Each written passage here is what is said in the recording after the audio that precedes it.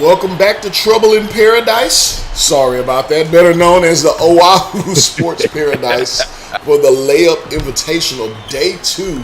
There's been a lot going on with this one. We appreciate everyone tuning in for SimWorld Prep Saturday. It's early morning for us here where we are now today, Maestro. And I don't know, do you want to update the kids, fellas, and friends on how we got to Day 2? We got to Day 2 with an amazing very first game. Let's just get that out the way right now. It went to double overtime. Felt like it could have went to quintuple overtime.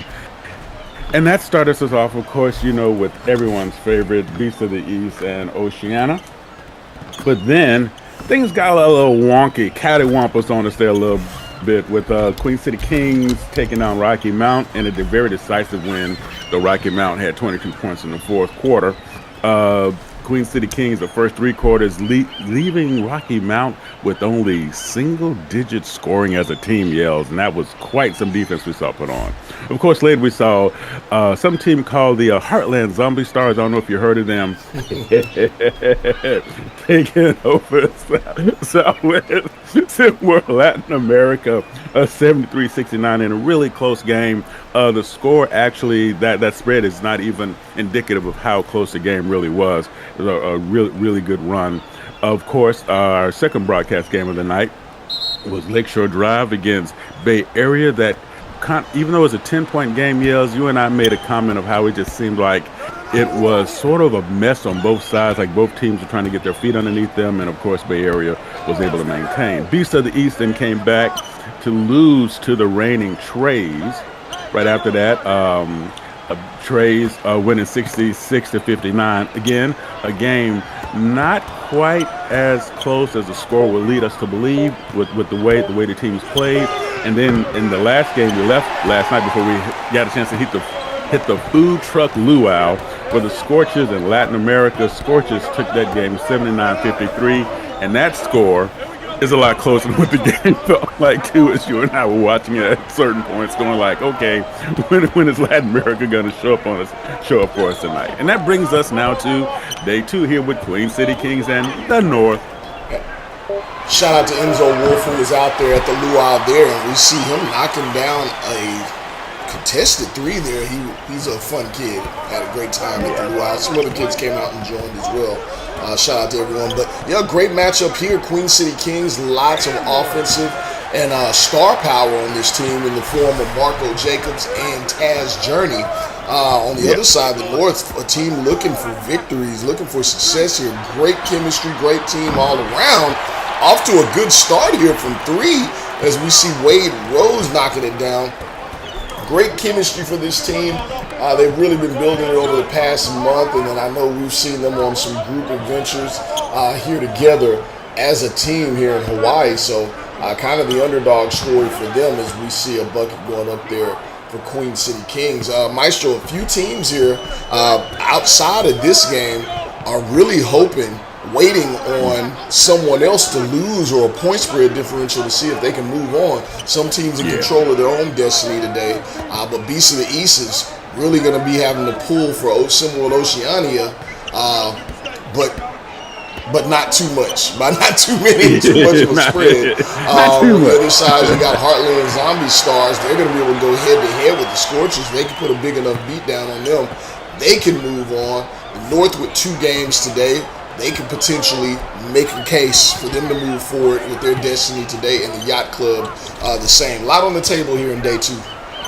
Absolutely, and as I talked about in my Talking Dirty segment earlier this week, the North is one of the undercover teams that I'm really pulling for, and everybody knows why. This team over the last couple of years has dealt with a lot, and the fact that you brought up earlier, their self-engagement has really separated them from the pack. There are teams with actually coaches that didn't walk out on them that were more, how can I say this, rambunctiously unsettled in the locker room than the North, who actually had to finish a season without a coach. Still played hard, still played well. No, they don't have any wins yet this season, but quite frankly, I'm just going to tell you something with this team. Like you said, the heart is there, the work ethic is there. This is a great opportunity for a double dip today to really kind of put some sparkles on the wand, so to speak, and give themselves an opportunity to show up for the next you-know-what dance. The you-know-what dance? That sounds freaky. Well, it can behold the last dance, family. Last dance. Romance. I'm sorry, I'm back. What are you talking about? Shot goes up, does not go down. The North coming out here hot as if they've been waiting on this moment for all their lives. You know what? We talked about it yesterday with Oceania. And the same rule applies to them, except for, I'm just going to say this, the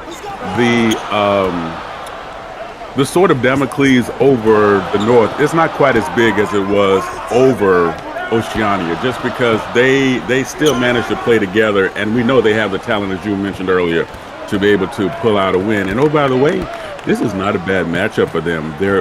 These two teams are only separated by 2 points in their overall scoring.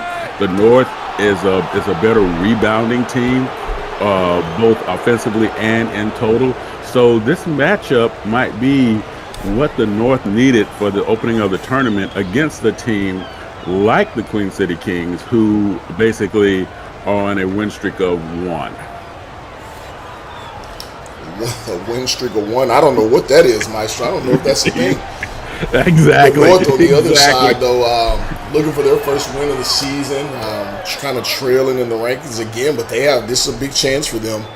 They could potentially even make a case for themselves here, where they may be able to scratch the last run, the last dance, a bid for the last dance, and then make a run there. But the real struggle for this team has been defensively. That's what you would say is their last in SimWorld Prep in opponents' points per game. But for me, it's the turnovers. Yeah. Almost 12 turnovers a game. That leads the other team to buckets. You got to protect the ball. So for those of you who are thinking about being statometric monsters out there, here's like the general rule of thumb. Every turnover that you cause, you want to get at least 1 point from it. And listen, I know a bucket is 2 points. Just kind of stick your head out of the math book for a minute and pay attention to what numbers really look like. So that means if you give up, if you turn over the ball 12 times, if the team you're playing against plays on par, plays on average, that means you just gave up 12 points. Now, possessions, it could count as more, but just think that is not a good start for you if you gifting your opponent double digits in points before you even get anything out of it yourself. That's a bad day, fam. There's one thing I like to point out to people. It's a rule of life. If people don't think about this, they look at one item, right? And then you look at stats and you see one thing. But something leads to those stats, and you got to get to the root of it. So that's where I start. You see they give up all those points per game. But are they just giving up those points? No. Some of them they're giving away through turnovers and transition. So you got to see what stat leads to another stat. So, yeah, you absolutely got to take care of the ball. But I tell you what they are doing right now. They normally shoot just 42% from the field, or they do struggle to get buckets right now. They are knocking down everything. Me too. And oh, by the way, we saw that with yesterday. Another open three there. We saw that yesterday with Oceana. Came out in the very first game. The first 3 quarters, they were on. And then all of a sudden, the water hose got turned on. But they hung in there. Well, hopefully the North can look for a repeat here today for their performance with maybe a better outcome. Goodness. Wade Rose on fire to start this one. 18-14, the North. Talk about Cinderella hopefuls here. Kai Dior with the ball here. Bringing it up. He's going to work on Wade Rose here. Really good scorer this kid is. Great handle. Oh, yeah. Good jumper. He's got a good future ahead of him. He reminds me a lot of a young Marco Jacobs just before that growth spurt, to be honest. Yeah, that's a very good call. The only difference I say in the two in terms of their handle, Marco Jacobs was a two-way go in terms of he could break you down left or right. Wait a minute. E.J. Palmer, shake and bake. and then finishes the meal off at the rim. Go ahead, though, Maestro. I love it. I love that dessert that was going down there. Oh, and there you go. Payback is a blow. Wow. Good stuff. As you talked earlier, Jacobs is a two-way go. He can beat you left or right. As soon as our man here develops a move to the right from the top of the key, I agree with you. He's going to be just as dangerous. Marco Jacobs brings it up.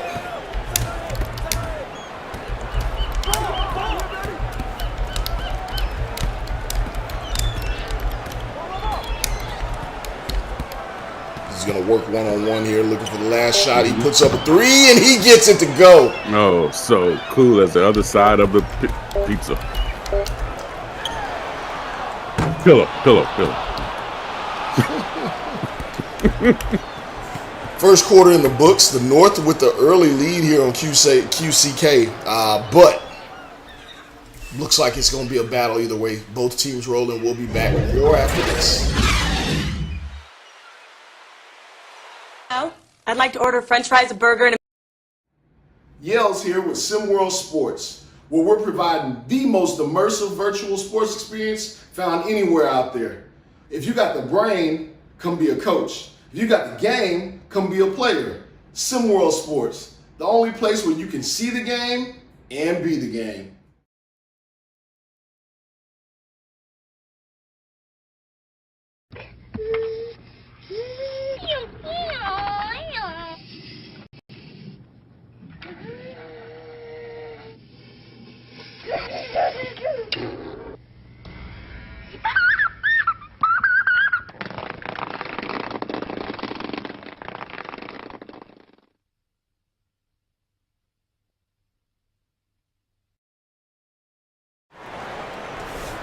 Wade Rose, Marco Jacobs going after it early. Wade Rose with 13 points in that first quarter. Marco Jacobs with 11.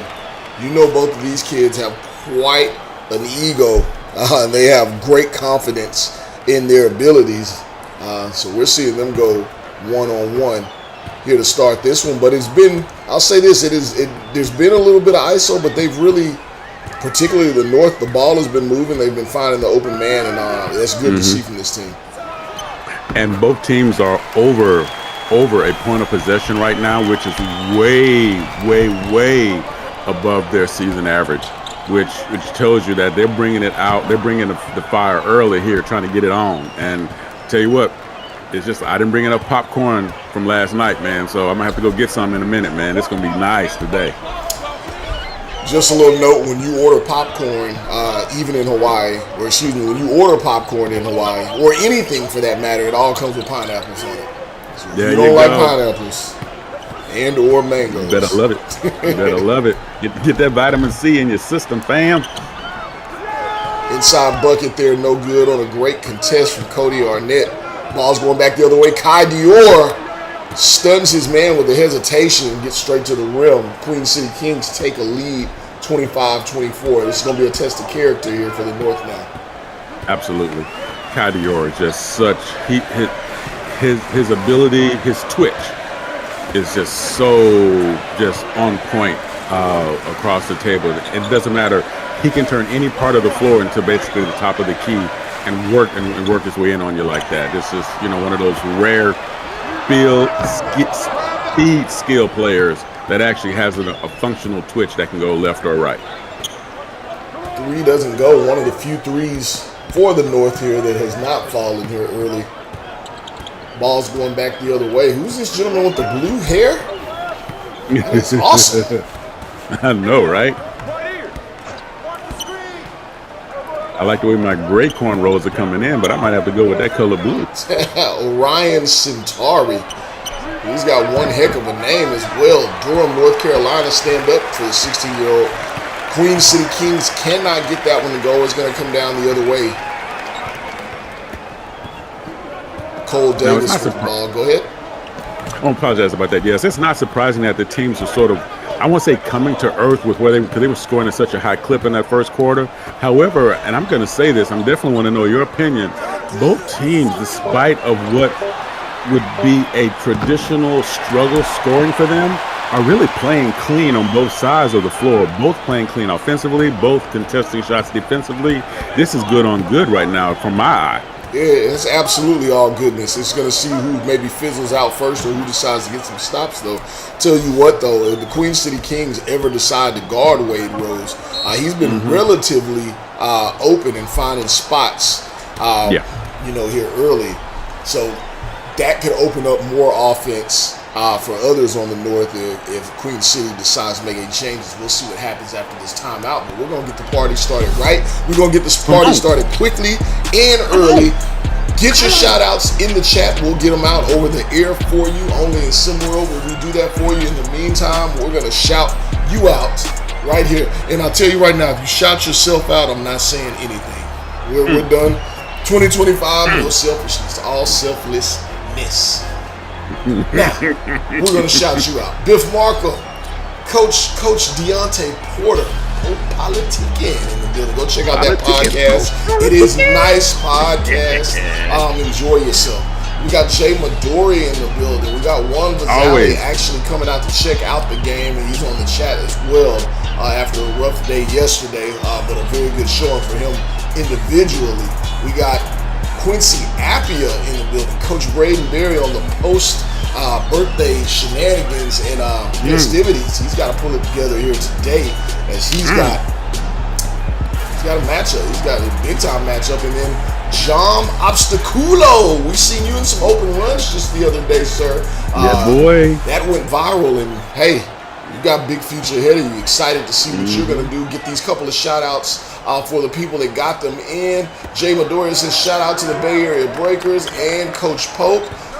Quincy Appia says shout out to his teammates DJ Ammer, Daniel Irvin were hooping last night. Yes, they were. Love it. And John Obstaculo says shout out to my Brodies in Hawaii. Good luck, brothers. Thanks for playing along with us. I appreciate you. You know what? And I want to give a special yell to my man here, Drew Hanna, who got in there early and just started off the whole day by saying, day 2, let's go. There we go. Come on, Drew. Bring it, baby. Drew Hanna, of course. North here with Maestro. With the defensive stop. And a great play there, but he was not ready. Looks like he was off balance to catch that one. We're going back the other way quickly. Centauri with the corner 3, 1-point lead, Queen City Kings. I'll be honest, I'm kind of amazed with the offensive output from the North so far in this game. Both. I'm just going to be honest with you, both teams. Think about it. They're averaging mid-50 points this season. And look at where they are right now, just in the second quarter. Okay, so these teams are really, okay, how can I say this? They're pushing, but they're not pressing, and both are playing really good ball, and that is what's making this game go so strong in terms of they're moving the ball up and down the floor. There's no sloppiness. There are very few bad passes. Oh, my goodness, a moment of silence, please, for all of those who decided not to eat vegetables this morning. There you go. But you know, this is prep ball at its best. Both teams playing at the top of their game. Both teams playing clean, good on good. Oh, by the way, and I'm gonna give you flowers early. You talked about the whole idea of the mental test shot, right? The whole idea of not being the one to make that mistake or be the reason to make that mistake. You might have been prescient with that statement, my friend. We might have to see. We might end up seeing that today. Who will be the first team to make a mistake, to leave themselves hanging out to dry? North looking good so far in this one. The shooting has just been there. Here's the question though. So you brought this up, Maestro. I think my goodness, it was Denzel Geller with 7 straight points here. Denzel, Toronto, Canada, 16-year-old. Known to be able to shoot the lights out, but who knew he could do it off the dribble? The thing for me, Maestro, is this Queen City Kings team has not lived up to expectation, to be totally honest. Right. They have big-time scores, some of the most highly talented high school recruits in the country, on the planet, as we say here in SimWorld Prep. But the scoring output has not matched. On the other side, some could say that the North are just not expected. Look at that shot there from Caleb Gibson. But they're just not expected. A lot of us who really know the game, we've seen some of these kids. We've seen Caleb Gibson, who just hit that shot, Theophilus Monty. We've seen Wade Rose as a shooter. We know the passing to Enzo Wolf. But most around the country are not familiar with their game, and their game has not translated offensively. Some of the coaching struggles from Marcelo Britton and previous other coaches who have come here, just that carousel, they kind of became a laughingstock. The scoring ability has been a question for them all this time, in my opinion. So are we seeing what they truly are right now, or are they rising to the occasion? I'm going to say both, and I'll tell you why I'm going to say both, because you brought up another brilliant point. So, man, you have so many flies. You're going to need a truck to get, all the flies I'm going to give you today, you're going to need a truck to get it out of here. So you talked about the idea of the offense not being what it's supposed to be, right? So, okay, so let's take a look at it. The talent is there. Let's put the talent there. Let's talk about scheme and the coaching, and coaching to the talent or coaching to the scheme, right? What's going to come up? So both of these teams are both examples because they're opposite sides of the same coin.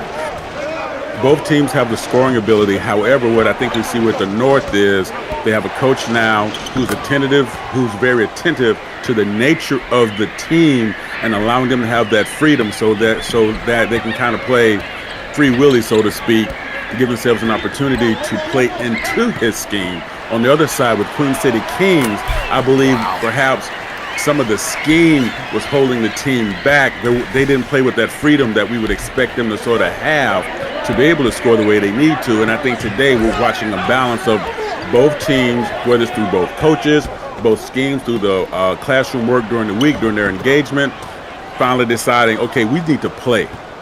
We can do all these different things, but at the end of the day, we just need to play and be us. And I think that's what we're benefiting from right now. Denzel Geller benefiting from everything today. He is absolutely rolling. It started out with Wade Rose. Now is Denzel Geller. He's going to put up the last shot. I expected to go in. It does go in. Had a foot on the line, 42-42. I believe he has their last 11 points of the game at this point. It started off with Wade Rose, who's sitting at 18. My goodness, Maestro. What are your takeaways from this first half? My takeaway, Yells, is I am loving every bit. Both teams are over 1.25 points of possession right now, way above their season average. Both teams do not seem as though they are pressing at all. They're playing within the flow. Shots are being contested, yet they are going in. We're seeing good on good across the table, good defense, good offense from both sides, and they're both playing at a high energy without having the feeling of being panicked, which means what? Both teams are in that flow, and I think the second half is going to be even more exciting. I'm going to have to agree with you. 73% shooting from the field to 67% shooting, 13 assists apiece. A lot of offense. Don't know if this is what anyone expected, but guess what? We're here for it. SimWorld Prep. More action coming back right after this.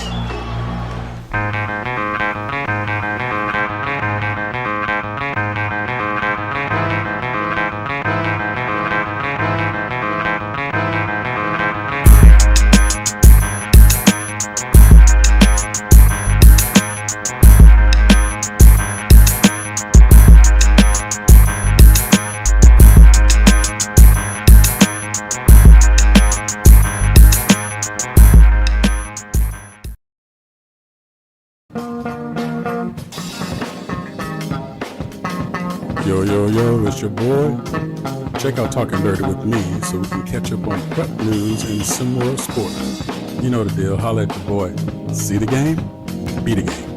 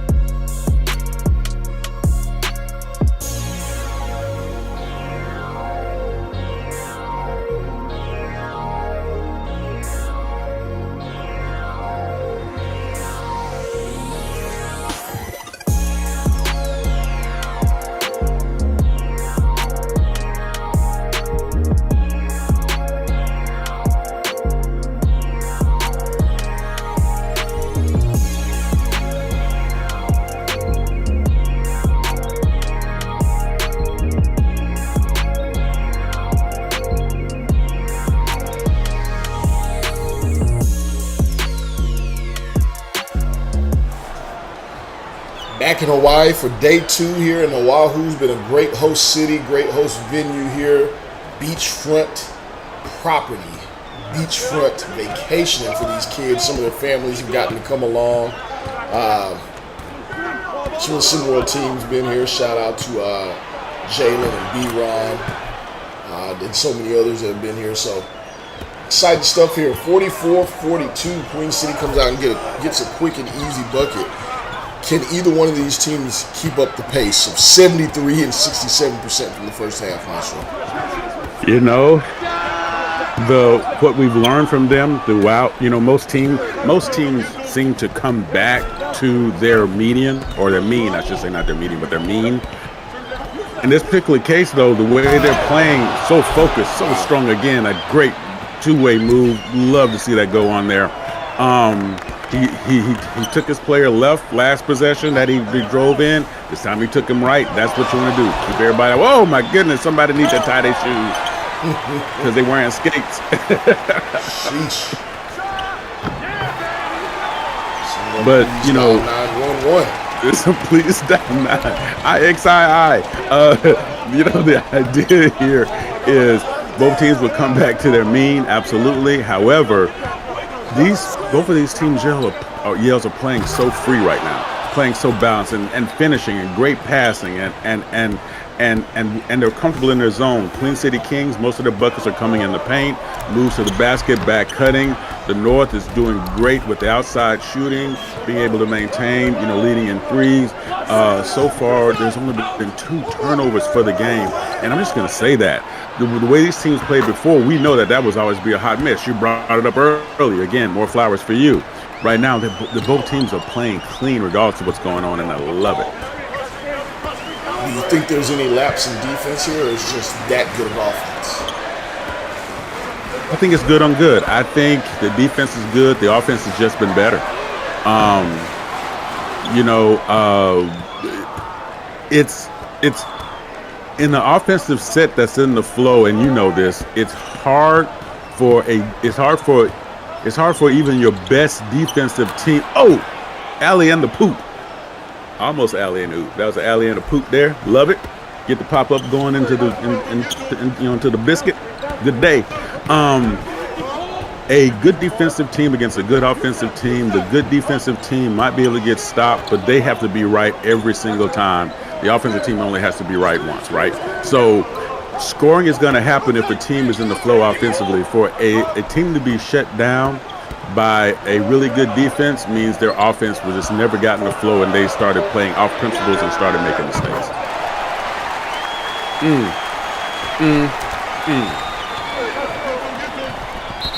That was a long distance call to Milwaukee there with that 3. So deep. 5-point game here, Maestro. 5-point game. The North trying to hang on here. Maestro, I know you have a little tagline you like to talk about when it comes to coaching or being a player. Take over. You know what I'm saying? Run it. You know what I'm saying? If you got the brain, be a coach. If you got the game, be a player. Come on, bring it in here. You come in here, you think you know ball? You got that brain? Come on, be a coach. 5,000 EM signing bonus for head coaches. If you refer a head coach, they get 5,000, you get 5,000. Bring in a player. You think you can play? You got it like that? Lace it up and bring it on. Now, listen, don't bring in those old school Reeboks with the pumps. We passed that now. Just come on, bring it in here, and you know how to get with us. SimWorldSports.com, Discord.gg/SimWorld Hoops, where you can, I'm going to say, see the game, eat a game. So many of these kids these days too, Maestro, they believe they know more than the coach. They're not out there to execute the game plan to the highest capability of their ability. So I'd say to you, hey, you think you got the game?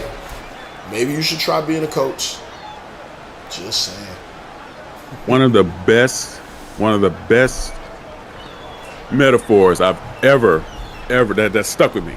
I was really blessed. You two yells with a lot of great leaders in our life, a lot of great teachers, not just in sports, but in life in general. But one of the best metaphors I ever heard was for between coaches and players. Players are coming to the table with the amount of knowledge that can fill either a fanny pack or at best a backpack. a coach has come into a situation where they can fill a university library.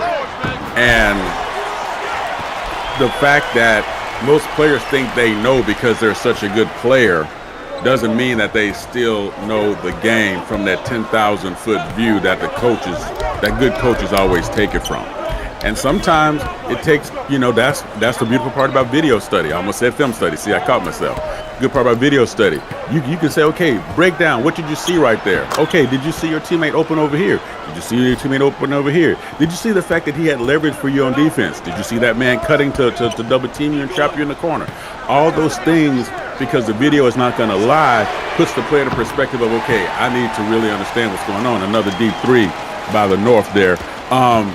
I need to pay more attention, and that's when that IQ starts to grow. Sometimes it can be forced to understand the why of the game more than the what of the game. Marco Jacobs gets that one to go, Maestro. 58-53. Jacobs, 13 points. The real star for the Queen City so far in this one. Andre Shiftworthy, 10 of 12. Look at the threes are just raining down for this North squad. Did you say the North is raining trays? Did I do that? My goodness. Wade Rose, 21 points, 5 of 6 from deep. Everyone's knocking down their threes. It's almost as if they came out and got some extra practice in before this game, which we did see them do here yesterday. There's a 1-on-3 from Taz Journey, and then the follow there from Shiftworthy, who's going to tally another one. It's been a breakout tournament for some players here, or some breakout performances. We already knew who these guys were. That's why they're here at SimWorld Prep, the greatest SimWorld Prep league that there is on this planet for the top 300 kids in the world. See, yes, sells y'all short. I say the universe, but SimWorld Sports said I technically can't say that since we've not explored the whole universe yet, but I said what I said. I don't know. There's monsters on other planets. Now Shiftworthy has it rolling. He's doing everything. He's on the inside. He's on the outside. Now showing us the three-point game there.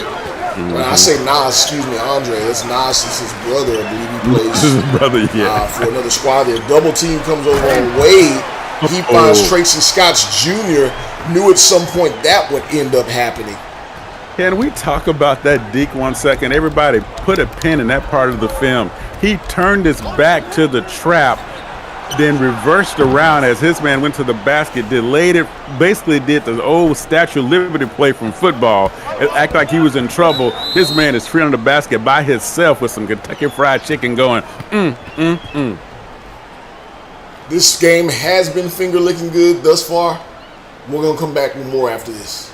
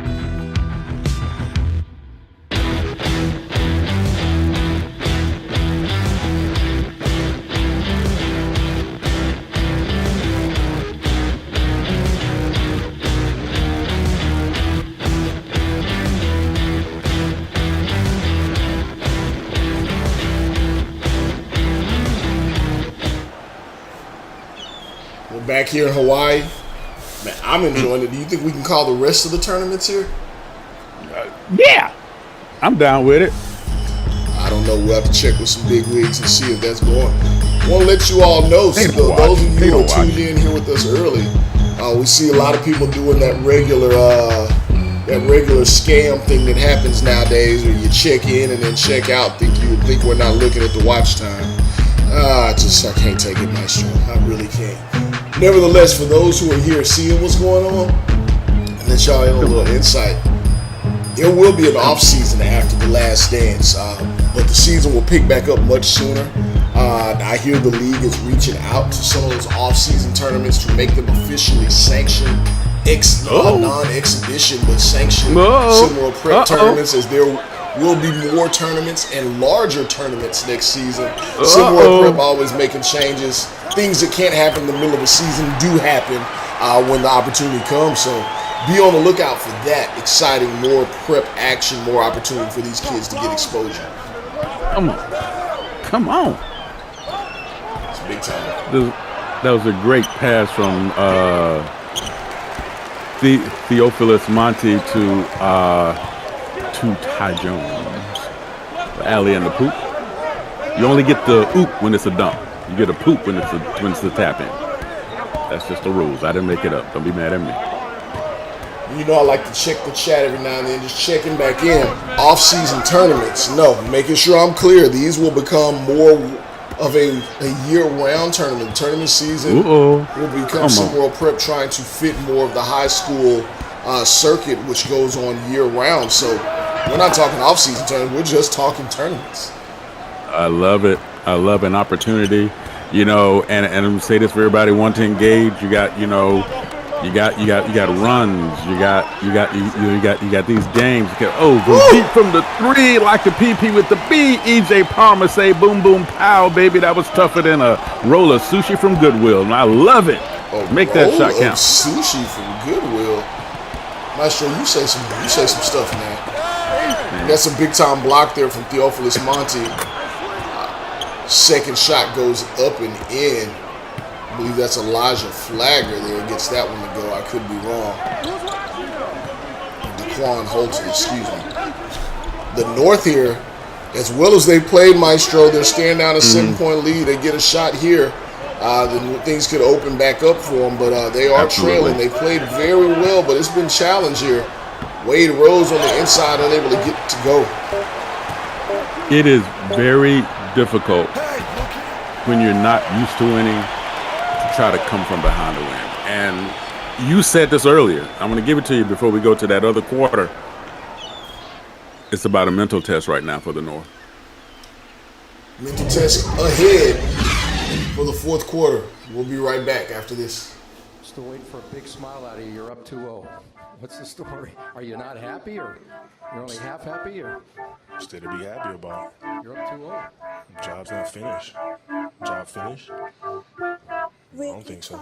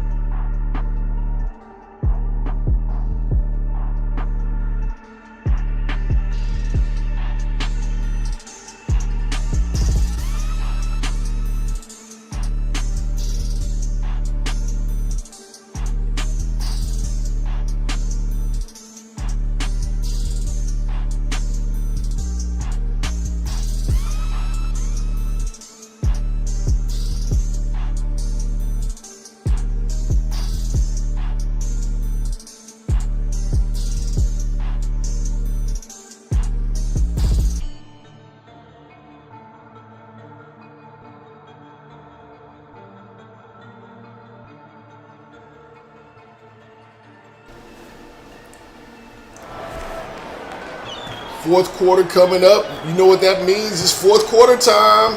Put those fours up in the chat. Say the words. Go. Man, fourth be quarter right action here. Andre Shiftworthy, 25 big points in this one, followed by Marco Jacobs with 20. On the other side, Wade Rose doing everything he can to help the North pick up a victory. He's got 27, 7 of 8 from deep. The North struggling defensively here now as they're down 9. Yeah, you're talking about one team shooting at a 70% clip, the other team shooting at a 60% clip. Both are really high, yet we're seeing contested shots and everything else. That same pick and roll play didn't work that time.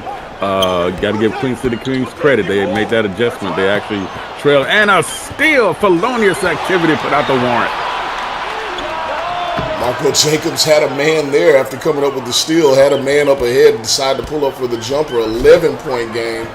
You know when scouts are in the building because people start taking ill-advised shots. So you see one there. The North here might want to take some deep threes here to get back in this one quickly. That's been their calling card here.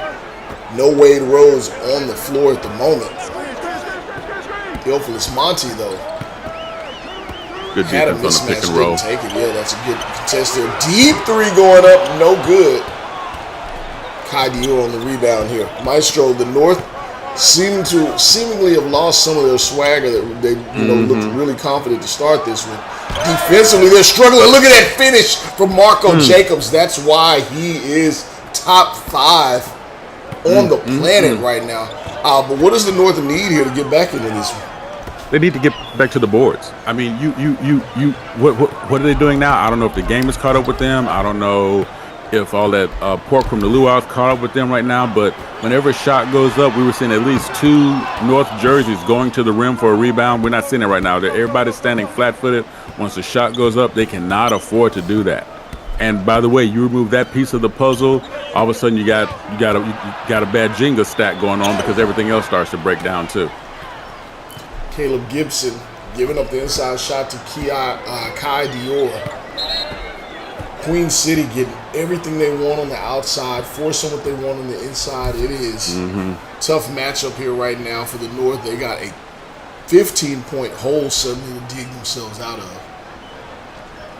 15 points, 5 minutes. It's not impossible, but again, I'm going to give you back to what you said earlier. You talked about the mindset. Winning is also a mindset, understanding that you have to play possession to possession, not look ahead, not think ahead.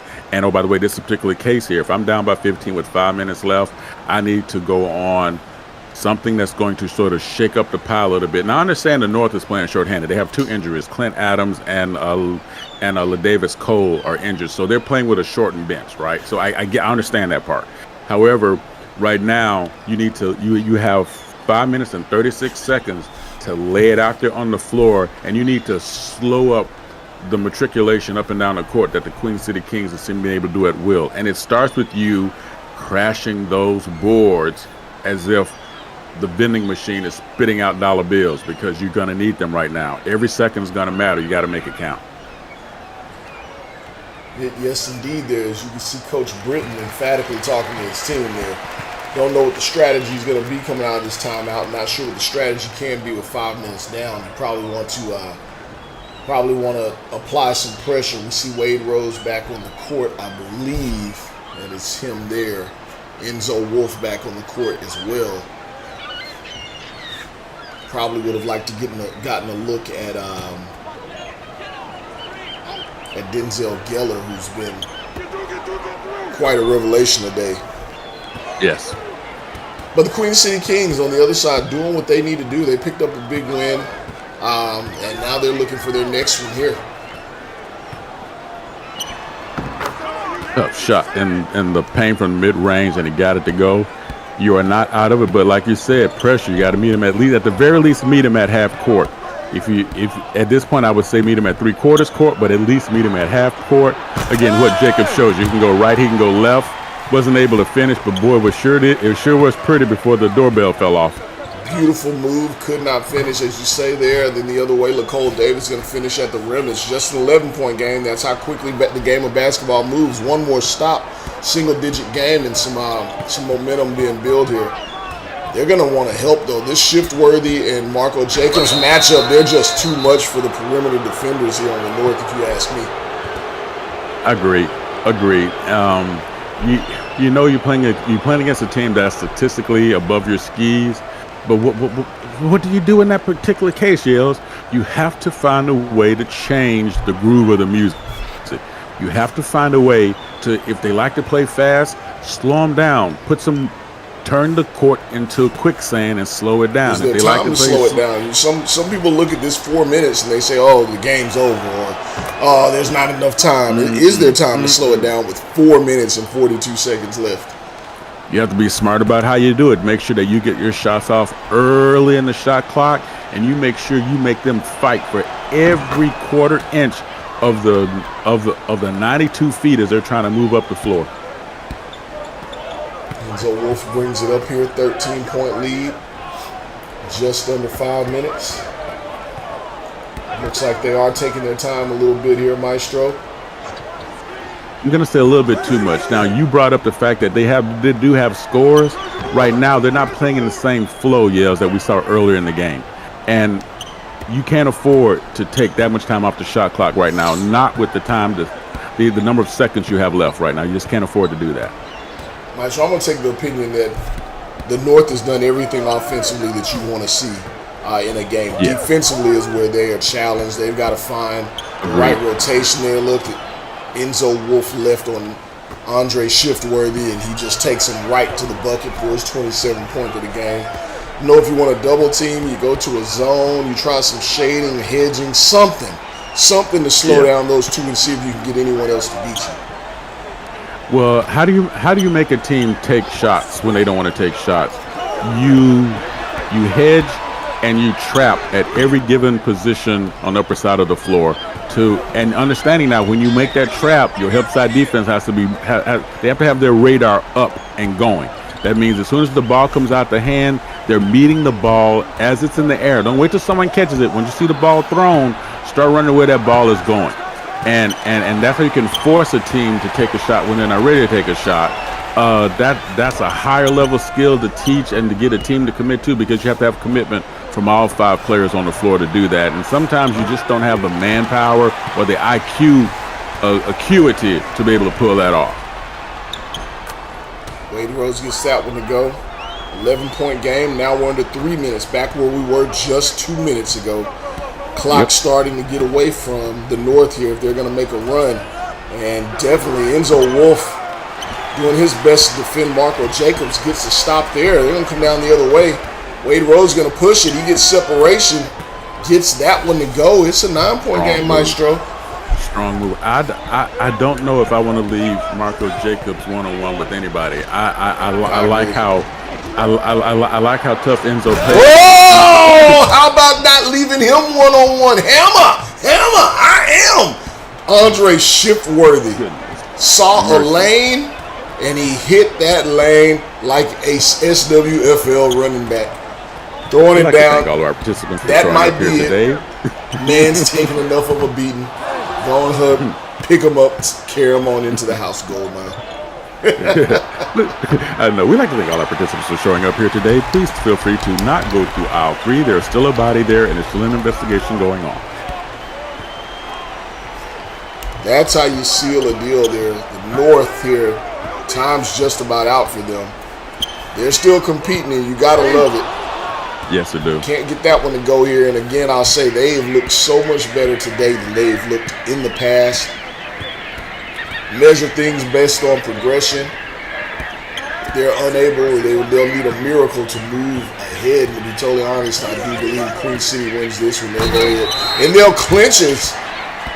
Shiftworthy, not quite done. They'll clinch Pool C as far as moving on here to the next round with this victory.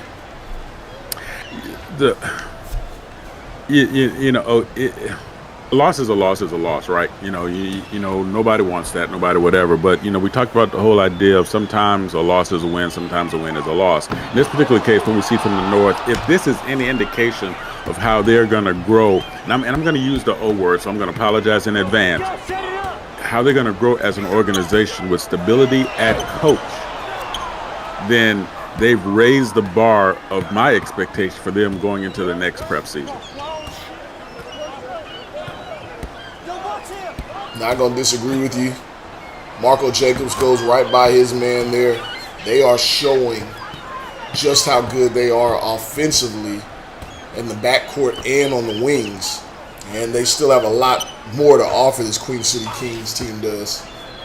Again, they'll be the first team to advance to the semifinal round here if they finish off this victory here. Coming up after this one, after a short break, we got the Yacht Club and the Bay Area Breakers. And I do believe absolutely that Pool D could be decided potentially in that bracket if Bay Area picks up a victory.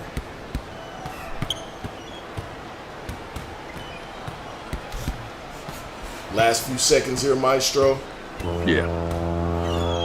Say shout out to the Queen City Kings for a win. Shout out to the North for a great performance. Just came up a little short today. That's it here for game 1 of day 2, the Lei-Up Invitational. We got more action coming up with after this, so stay locked with us here on SimWorld TV, your only place for SimWorld Prep action.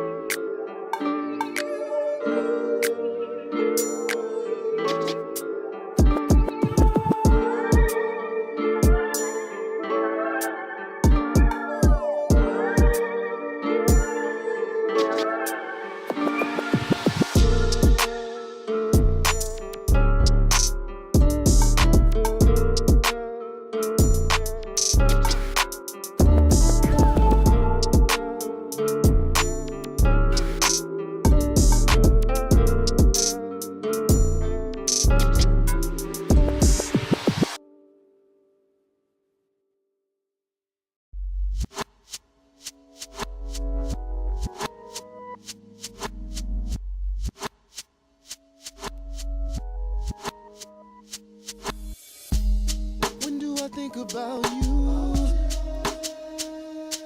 Yeah. When do I wanna kiss your lips? I'm never leaving 'cause I need you.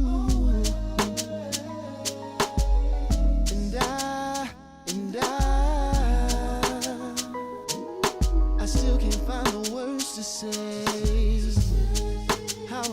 about you inside. How I'm never gonna let you go, heading for you to be with me for the rest of my life. I'm in love and I just can't fight. This feeling that I'm feeling is killing me slowly. I need you to hold me. Without you near, I feel lonely. Console me and let me know that we're gonna be together forever.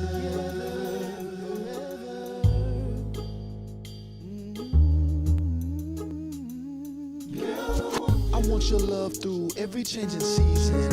I want your love with the smile or with the tear.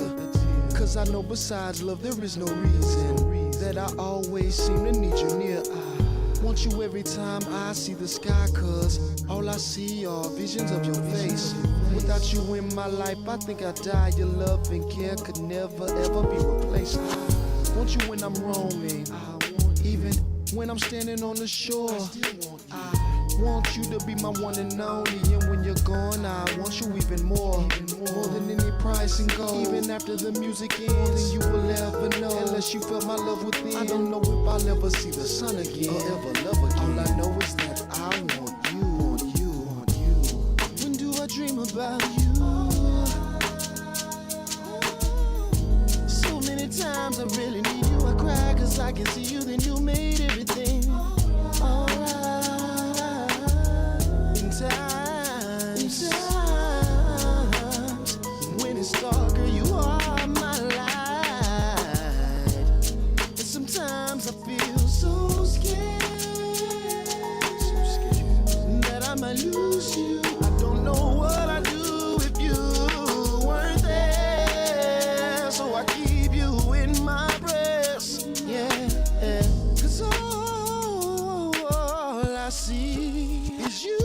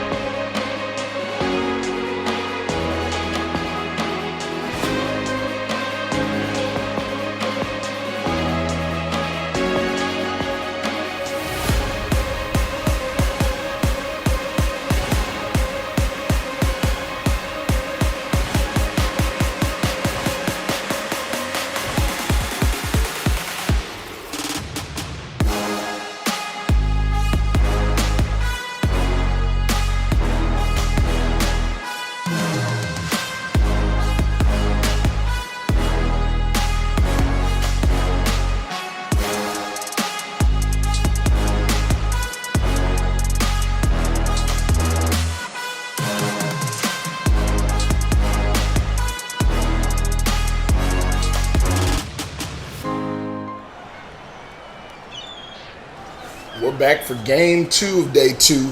The Bay Area Breakers and the Yacht Club. That means we're looking at more Jik Lee, who had a big-time performance in his in his first game yesterday. Andre Pope looked pretty good, as well as Trey Bird. Yacht Club, on the other hand, this is their first game of the tournament here, so they'll have some back-to-back action going on here. We get to take a look at the passing extraordinaire, Ashton Rollins, Big Anthony Simmons down low, as well as Kenyon Young, and a host of other really great players. Koya Monroe, Darius McBride. Good matchup here, Maestro. Absolutely. And the best thing about it is both of these teams follow that ability to play not only be equally effective in the transition game, they're also very effective in the half-court game because of their backcourt movement. It's going to be really good to see these two teams sort of slug it out like two heavyweights. Trey Bird here with the ball. Jay Midoriya relatively quiet in the first game. We'll see what happens here. Dre Pope known to mix up where he goes offensively. Jay Midoriya with the big 3 right on cue. Splash. He heard you. He heard you. With the shot clock winding down right in the defender's face. I'm pretty loud, Maestro. I'm sure you did hear me. He heard you. Don't do it for me, though. Do it for The Rock.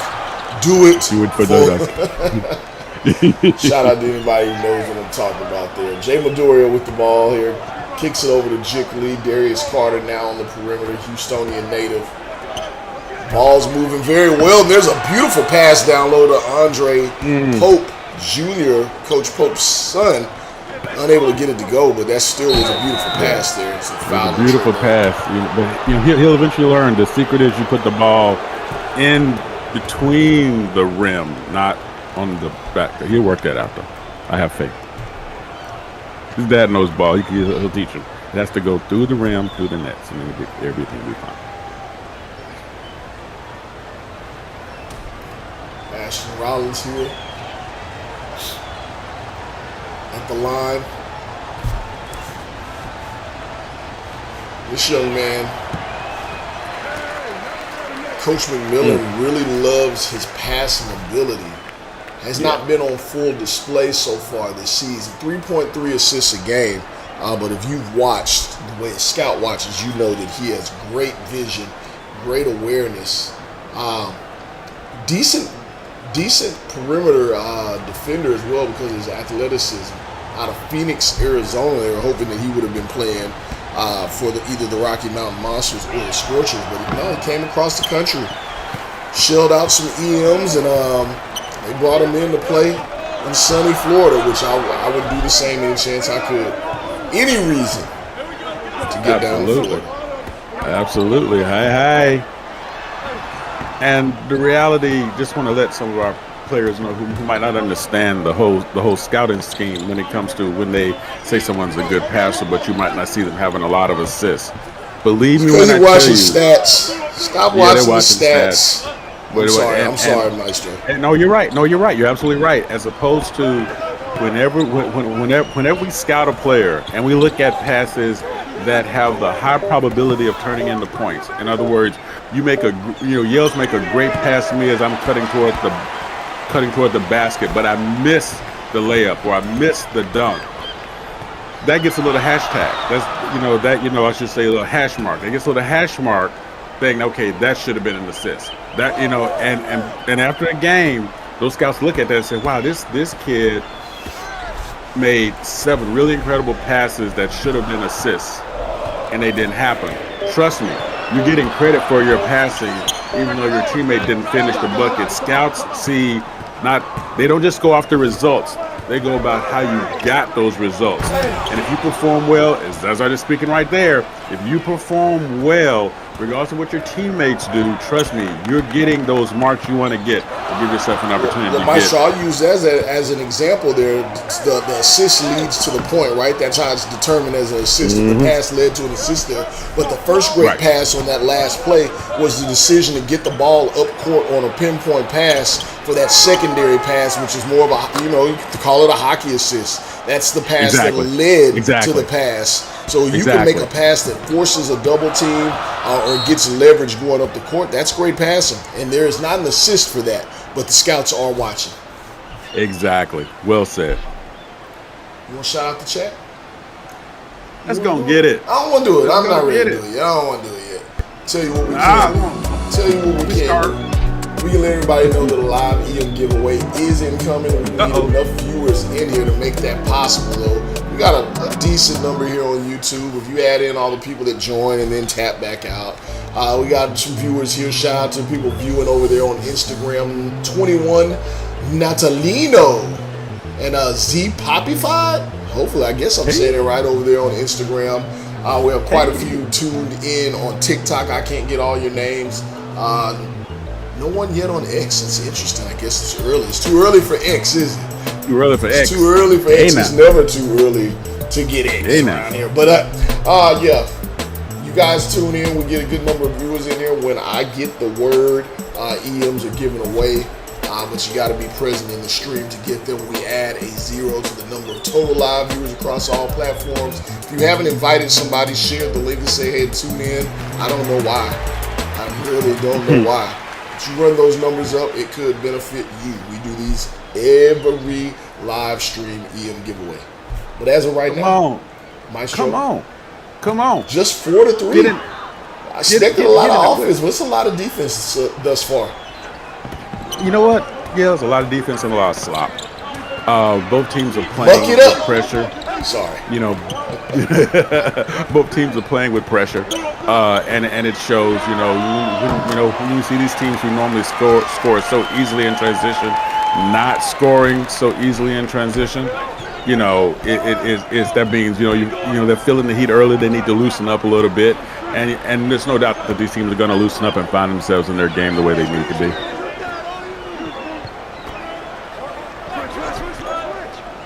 Kenyon Young here with the beautiful pass over to Darius McBride, who knocks it down. 7-6 in favor of the Yacht Club right now.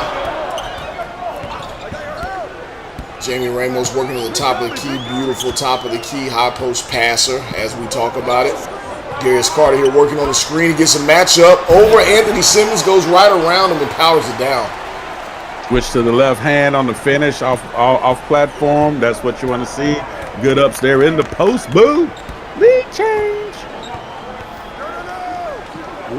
Maestro, what do you make of these two big guys? I know many seasons ago, before some scandals that actually occurred with the Yacht Club, they were known to be one of the fastest teams in all of SimWorld Prep. They went through a few coaches, but they had just athletes everywhere. We know that Southern Florida area, that's what they're known for. Turn the page a couple of seasons, you see big Anthony Simmons and Kenyon Young, who would go for brothers out there. There's a big shot. Kind of changed the tone of what this team is. What do you make of those two in the middle? I really like them in the middle. The one thing I would say, if they can develop a more, how can I say this? If they can develop a more vision-oriented game, and by that I mean this: they tend to draw a lot of attention. They don't always make that extra pass or pass to the open man. Sometimes they pass into traffic a little too much for me to be comfortable. But once they get that vision and know where everyone is on the floor and know where the defenders are, and they're able to work through it a lot, it's going to be a lot better. And then on another tip, the other development that I would like to see from them both is just what we just saw. Oh my goodness, being able to react to the ball when it's in the air. They tend to wait more flat-footed. The ball moves. Next thing you know, they're that half a second behind. You cannot be that half a second behind with Jip Lee, because he will just basically bring down the roof on you, right? So that idea of moving when the ball in the air, getting your feet going, getting to the spot, because they're both so athletic that there's no reason they can't do that, and there's no reason they can't be effective once they beat you to the ball, whether they're on offense or defense. And I mean this with all due respect. There's no ill intent when I say this, but that Jip Lee, just the way his game is and just how long and quick he is, it's just like if you were to take a gazelle and stand him upright have the reach of a gazelle, the quickness, the agility. That's what he is. He's starting to go to work now, and Bay Area Break is starting to take a lead. But yeah, I mean, he just gets out on a break. That motor, that ability to finish, that long wingspan. He's got quite a future ahead of him. And those hands, those we talked about his ability to pass, his ability to almost as if, okay, I'm just going to say it this way. I still, okay, and just hold off on the smirks on the reference here. The first time I saw Candace Parker play, yes, I know she's a woman, so just stop it. The first time I saw her play, go ahead though. The one thing that stood out to me with her was when I saw her handle the ball at her height. The ball looked like a volleyball in her hands and with her span and her ability to pass. And the reason it stood out to me is because that was how, when you watch a player like, I'm gonna go way back, but a player like Kareem Abdul-Jabbar, who was a phenomenal passer, didn't get a lot of credit for it. The ball looked like a volleyball to him. And when I see bigs with that length and that vision handle a basketball, but it looks like a volleyball, they're able to manipulate it so easily. That's what I think of when I see our man here, Lee. I see someone when he has the volleyball, when he has the basketball, it looks like a volleyball in his hands, and he's just so fluid with his passing to the right person at the right time. That's just special. First thing I thought when I saw Candace Parker was, Sheldon Williams, you may not be a good player, but boy, you are playing above your abilities. How? Sheldon Williams, my goodness. It's over now, though. I think it's over now. Yeah, a little bit. Yeah, she was a sophomore in high school when I first saw her. Outplaying everybody. Outplaying everyone, you said? Mm-hmm. 19-9, 10-point game here in favor of the Bay Area Breakers Yacht Club. Absolutely challenged the score, which is crazy because they have lots of scores. There's a big-time bucket there. A little bit of showboating going on as well as he hits it. I don't know if Coach will be happy with that as you're down 8. Not when you're down by 8, fam. Trey Bird there can't get it to go. That's out of bounds. It's going to go Yacht Club's way. They'll have one chance to draw a little closer before the second quarter gets started. We know the Yacht Club can put on a run, right, Yels? We know that they can actually get it going. They can get it going very effectively, so there should be no panic in this button right here. However, it needs to be some smarts there. And that's not it. When you are being double teamed and your man is wide open underneath the basket by itself, that should have been a pass. But hey, I'm not going to Tuesday afternoon quarterback. Well, it's Saturday. Thank you for joining us, guys. We got more action coming up right after this.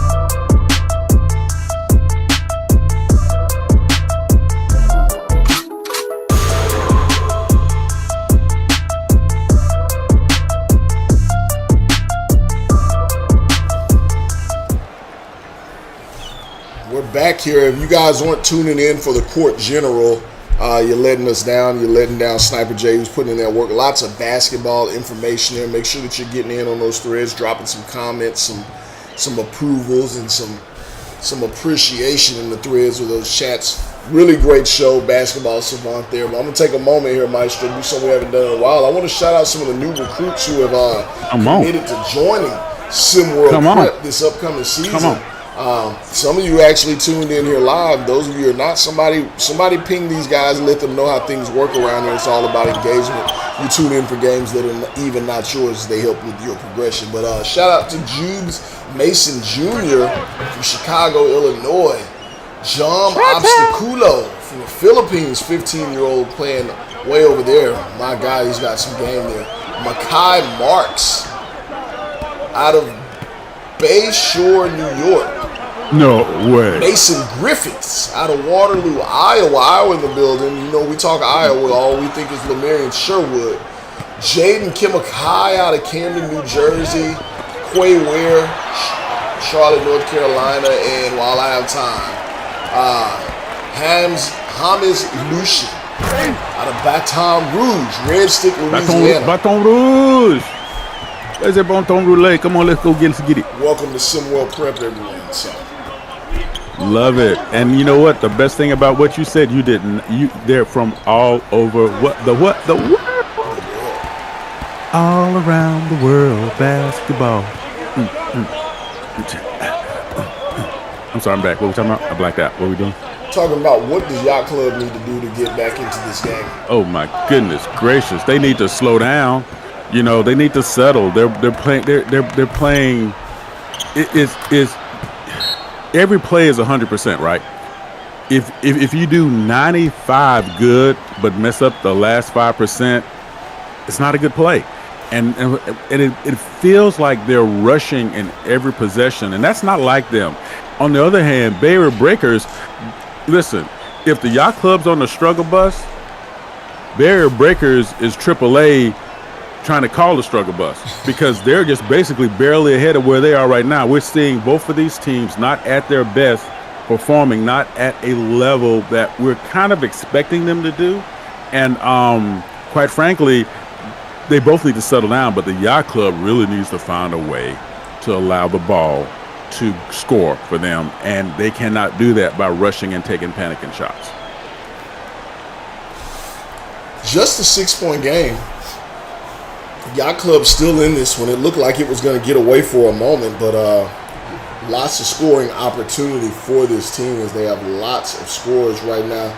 Kenyon Young leading the way with 6 points. Everyone got in. It's just 15 points on the board. On the other side, Shane Jackson leading the way with 5. Jick Lee not rolling just yet, but 2 of 5 says from the field says that this Yacht Club team is defending them well, and they've got 2 big beefy boys down low who are able to help with that as long as they get back on defense because this kid's motor is insane. Yeah, and we've seen this firsthand. Once he gets going and once he gets comfortable, it's a train coming down the track, boo. Yes, it is. All right, it's time for our EM giveaway across all platforms. 52 live viewers. We want these numbers to consistently be 100. We want you on YouTube. That's where you need to be tuned in because that's where you can check in and also get your bonuses and your reward for being here. But meanwhile, like I said, 52 viewers across all platforms. And that means we're going to add a 0 to that thing. 520 EMs going the way of Biff Markham. Get your engagements up, sir. Congratulations. Biff Markham. Call it out, Biff. I'm about to. That's what I was born to do. That's what I'm saying.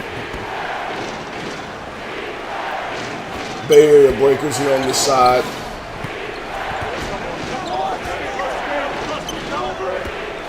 Come back and try and extend this lead.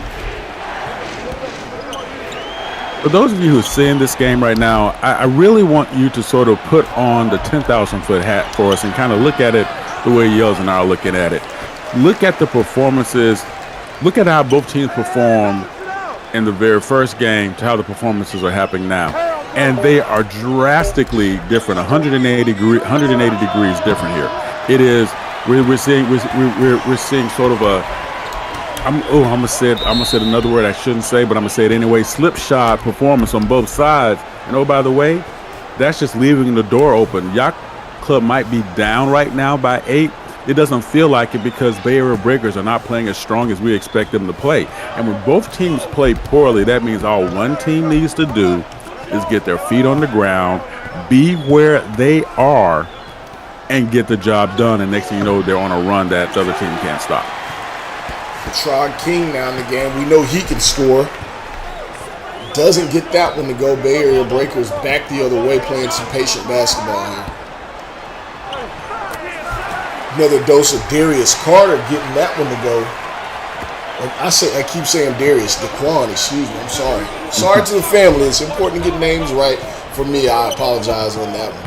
Shamar Davis here. He's going to run a high screen and roll. Guard to guard screen and roll. He's going to force his way inside and force that shot up.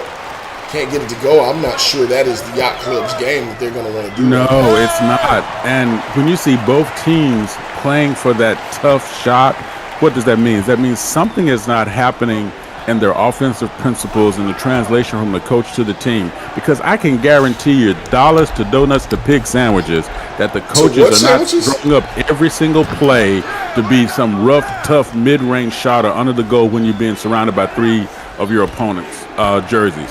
There's something is missing in the offensive schemes here. Both teams are playing with a miniature panic button because we're not seeing the clean shots they normally get. And I'm going to get off the soapbox right now. I love soapboxes. Big time fan of the soapbox. Get it off your chest. Say it with your chest. Let your chest get that bass in your voice. Get that bass in your voice.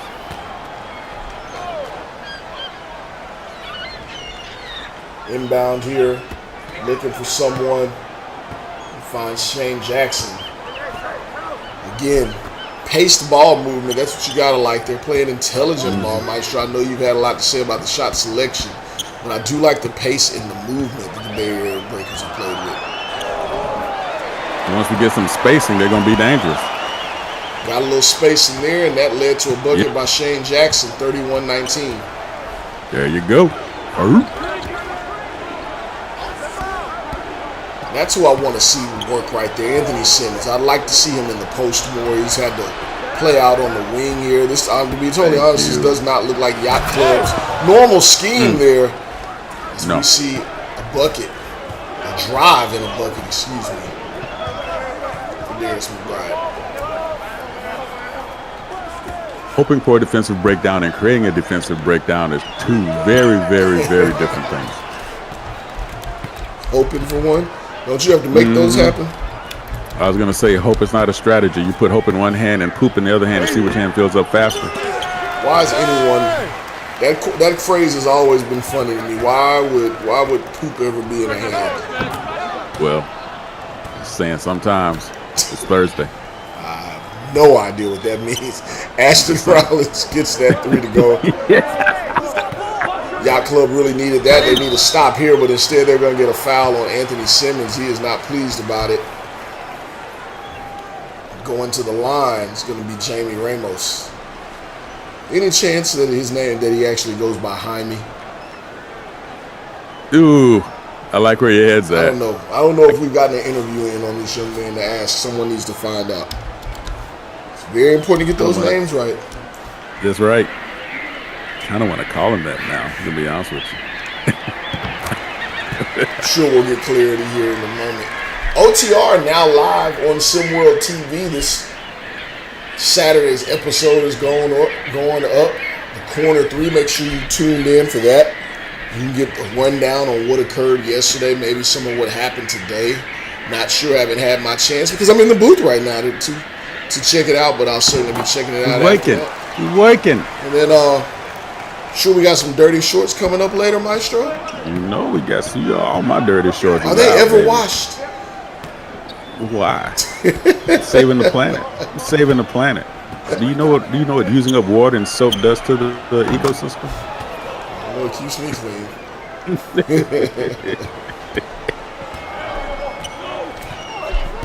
One of the reasons as beautiful as Asia looks, I can't get away. They can't cut my water off and tell me I've used too much. I'm gonna be honest, man. Yeah. I am a consumer when it comes to the cleanliness. I overconsume. Big time finish there from Andre Pope Jr.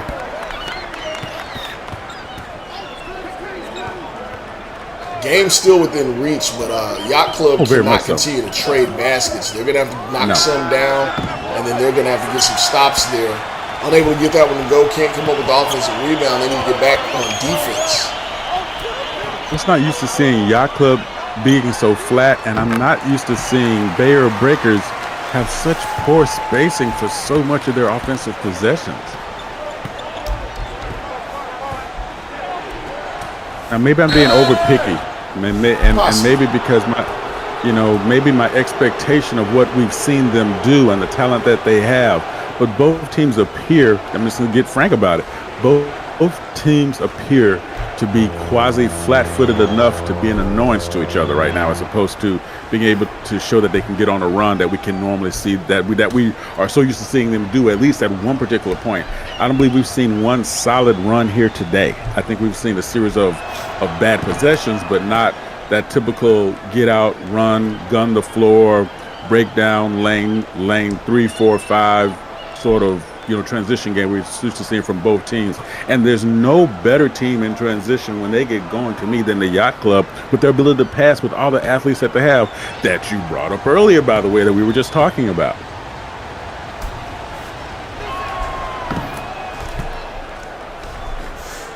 Kenyon Young gets that one to go. 9-point game. Bay Area Breakers want to get it back to double digits. Got a hand on the ball there. But then the defense breaks down and gives up another easy bucket. 40-29. I don't know what was ugly. The offense breaking down. Like the pass wasn't meant for, oh, look what I found while I'm in the paint with nobody guarding me. Well, I guess I'll shoot it. Oh. Good move there. Back to a 9-point game. Trey Bird here working on Shamar Davis. He's going to look for the last shot himself. A little hesitation, a little crossover, step back. He's a little too deep now. Shamar Davis with the block. Can't play with your food too much. He had 3 shots that he could have taken, but he played with his food. Just one possession, one dribble too many. Yes, and guess what? Denied at the end. Both teams need to find their footing, and I'm just going to get to it right now. Bay Area Breakers are about on par for what they normally do, how they normally score. Yacht Club is way behind. They're not being able to put the bucket in the biscuit, and they're just not quite making it work the way it needs to go here.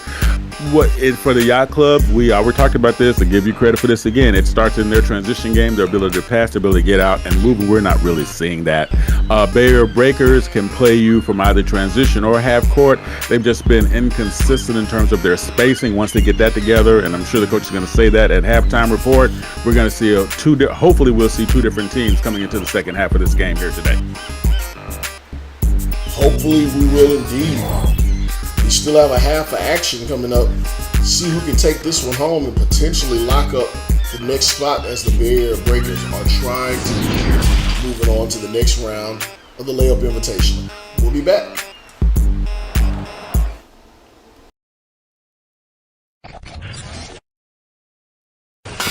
See the game, be the game.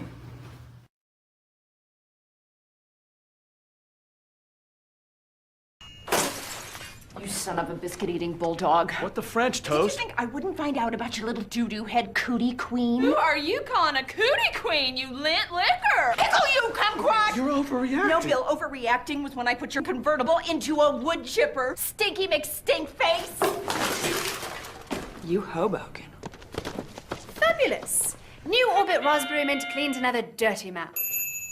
For a good clean feeling, no matter what.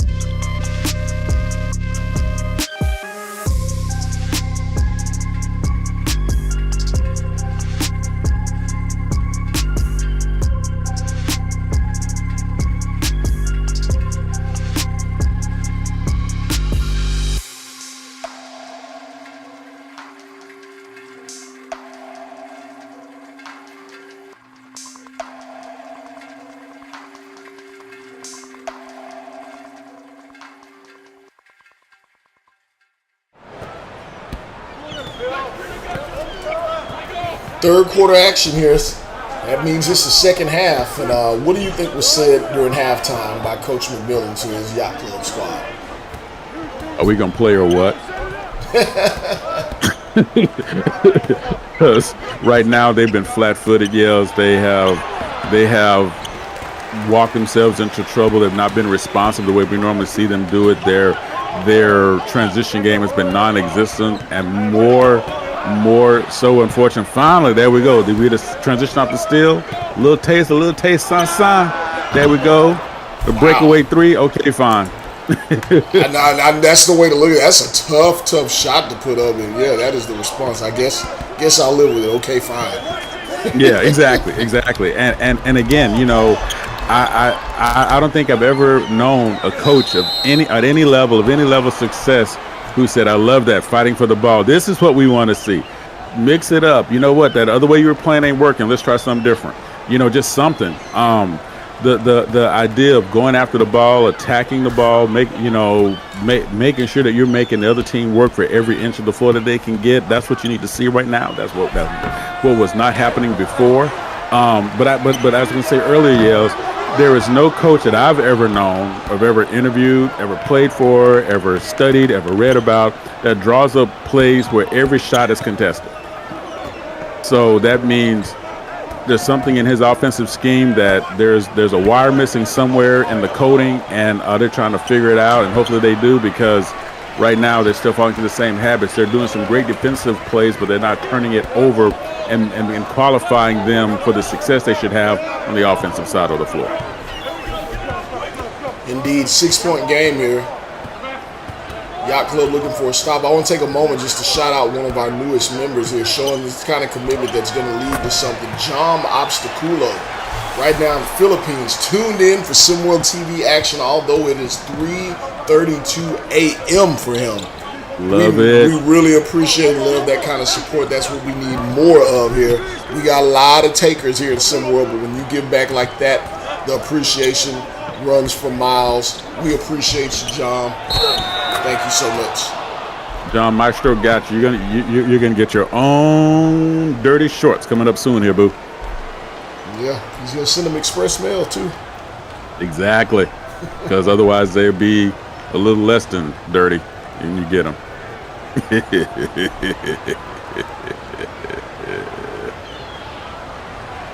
Kenyon Young here at the line, I believe. I tell you, he just looks so similar to Anthony Simmons. These two kids. I know, right?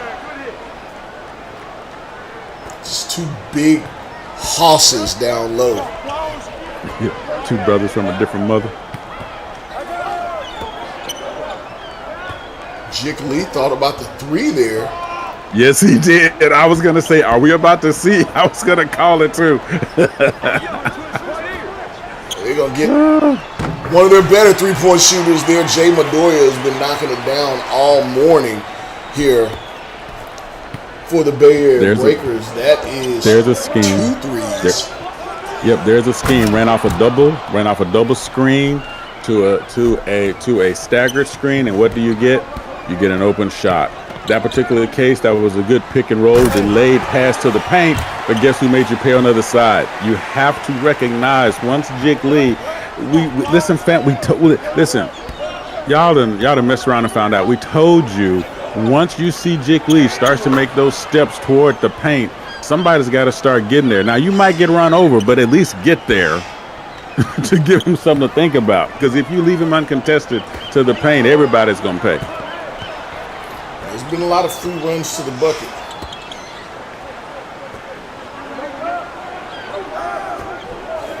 Yacht Club needs to stop. Runs to the bucket. Yacht Club needs to stop to keep it a 6-point game. Mm-hmm. So, yeah. I'm sorry. No, you got it. I was right where I was headed with it. Kenyon Young working down low. Good defense by Jick Lee. So I say he's a great contestant using those long gazelle arms. Yes, gazelles have arms, guys. In my world, they do.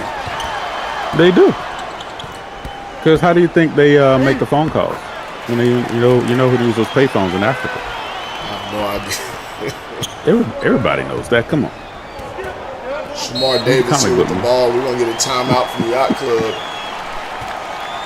they're going to try and solve some issues here. We're going to keep it right here, and we're going to tell you, SimWorld Sports. Come on. Yeah, Come on. We're taking the humble off. We took off our cool. It is the best sports role-play experience, not in the country. Recognized game. Not in the market. Recognized game. In the world. The best role-play experience. 24/7 media coverage.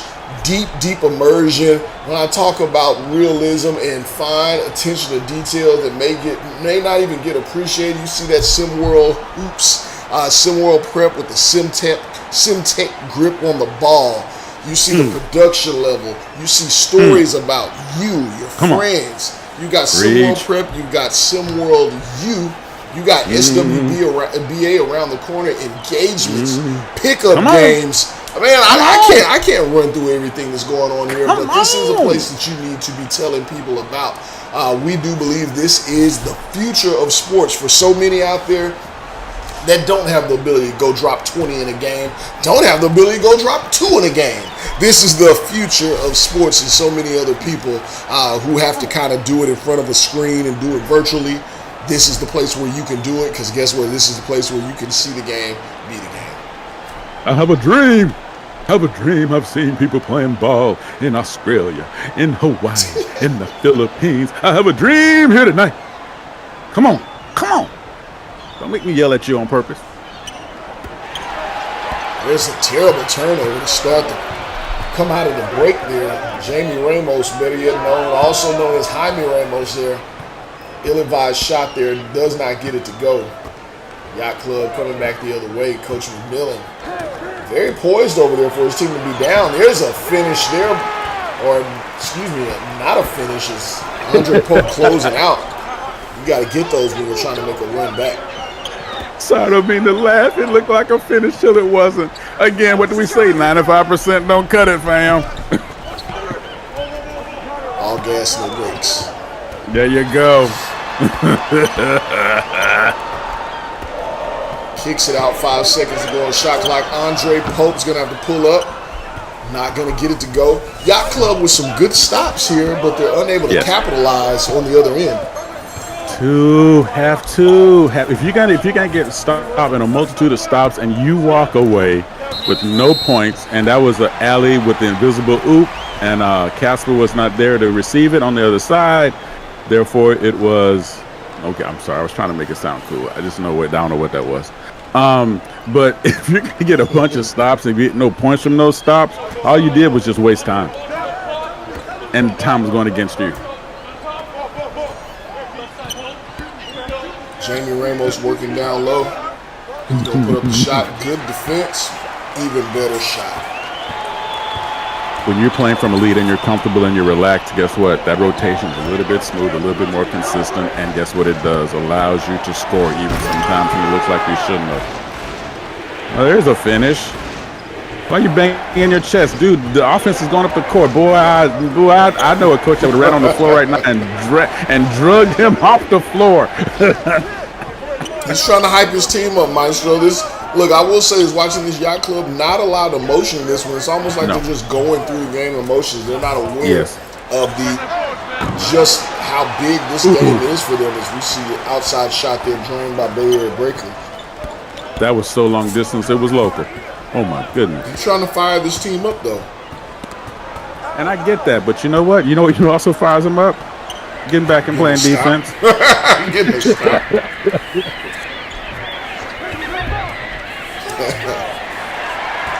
And not passing to a guy in the opposite jersey. But then again, it's Jeek Lee, so. Woo! Daquan Carter dials it up, throws it down. My goodness gracious, that boy, he slammed that down harder than a Waffle House steak. No, it's harder than a steak that you order, Maestro. Talking about ordering well done. Nothing's gonna be harder than that steak. Nothing. Now listen, you get me in Japan with some seared Kobe. Come on now. Nice and rose in the middle, seared on the outside, a little pepper action going. Booze, baby. Exactly. Depends on where you are, boo.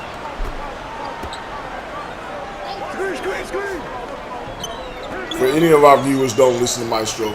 Well done is never acceptable. Ever! Listen, I'm going to tell you right now, if you go to some South American places and you don't eat it well done, you can have worms calling out your toenails by the end of the night. That's all I'm going to say. Okay, fair enough. Yacht Club finally getting out in transition, but that only cuts the lead to 11 after some failed stops and unable to convert on the other end as well. You heard yourself yells, cut it to 11.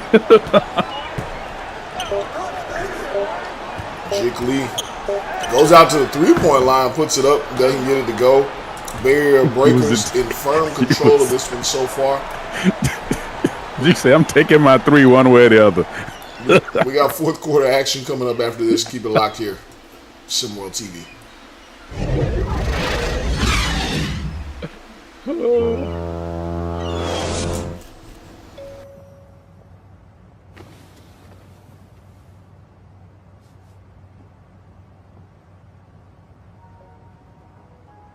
Je voudrais être seule avec toi. She asked if you'd like to join the club. Je voudrais des nuits. You said, I like nuts.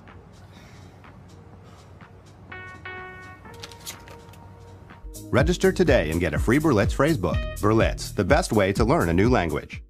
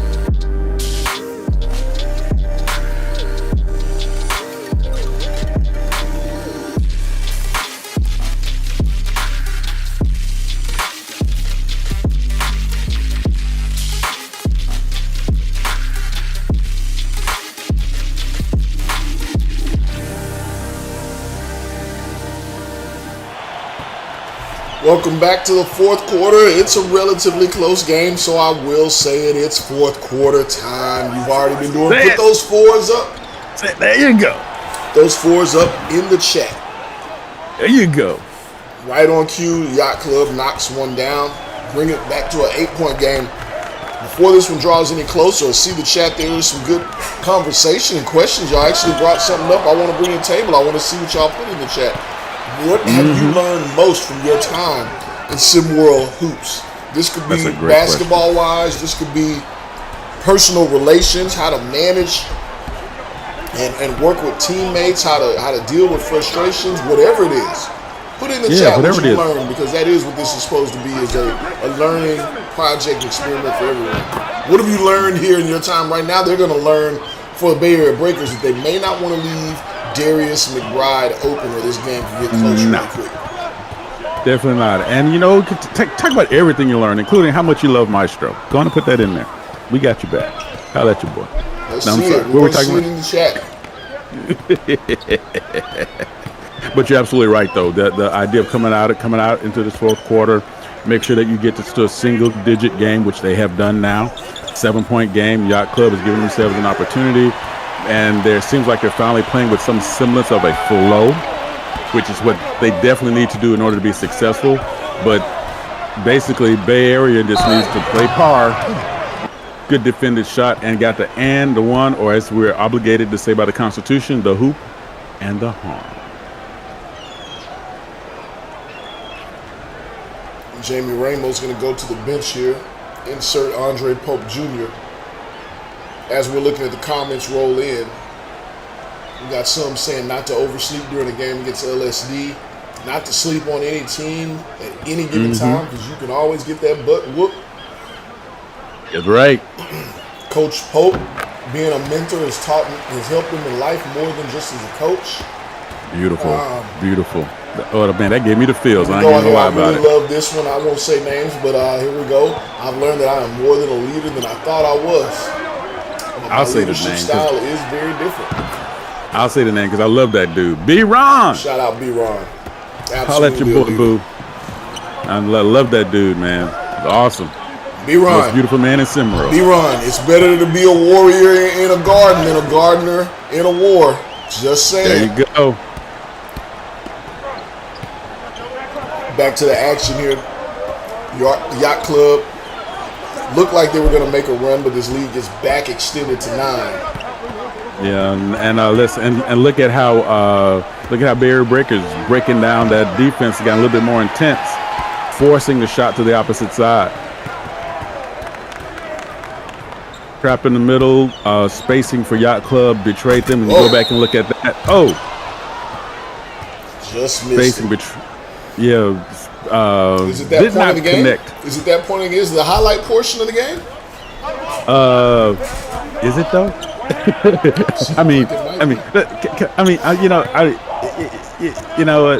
Is it though?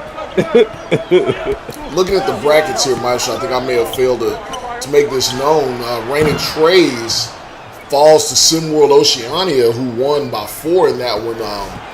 But going by the point system and the point differential that you go by here in SimWorld Prep, Pool A, Beasts of the East at 1-1 record with a point differential of -1 in their game. SimWorld Oceania at 1-1 as well with a point differential of -2. Raiden Trays 1-1, 3-way tie, but they had a point differential positive of 3 points, so they'll be moving on in pool bracket A as we wait on some winners here from the Heartland Zombie Stars and Scorchers game to see who will be moving on from pool B. So I know I get on everybody's nerves when I say this, when I say every possession counts, but if you guys heard what the Mighty Yells just told you, 4 points, 2 possessions separated someone being able to continue on in the tournament and someone having to go home. 4 points, 2 possessions. Y'all gonna make me lose it? My mind. Up in here. I mean, it is every possession count. 2 possessions, so that's shenanigans stepping out of bounds. That's a turnover. That's an ill-advised shot. Not paying attention when the coach gives you the play. Not paying attention if you're going against zone against man. Deciding that you're going to have pickles on your Cuban sandwich. Stuff like that just is not called for. That's a coach not paying attention. So I blanked out. What were we talking about? That's coach not paying attention for a couple of games or late start or what have you. You taking a shot just because you felt like taking a shot because it's Thursday.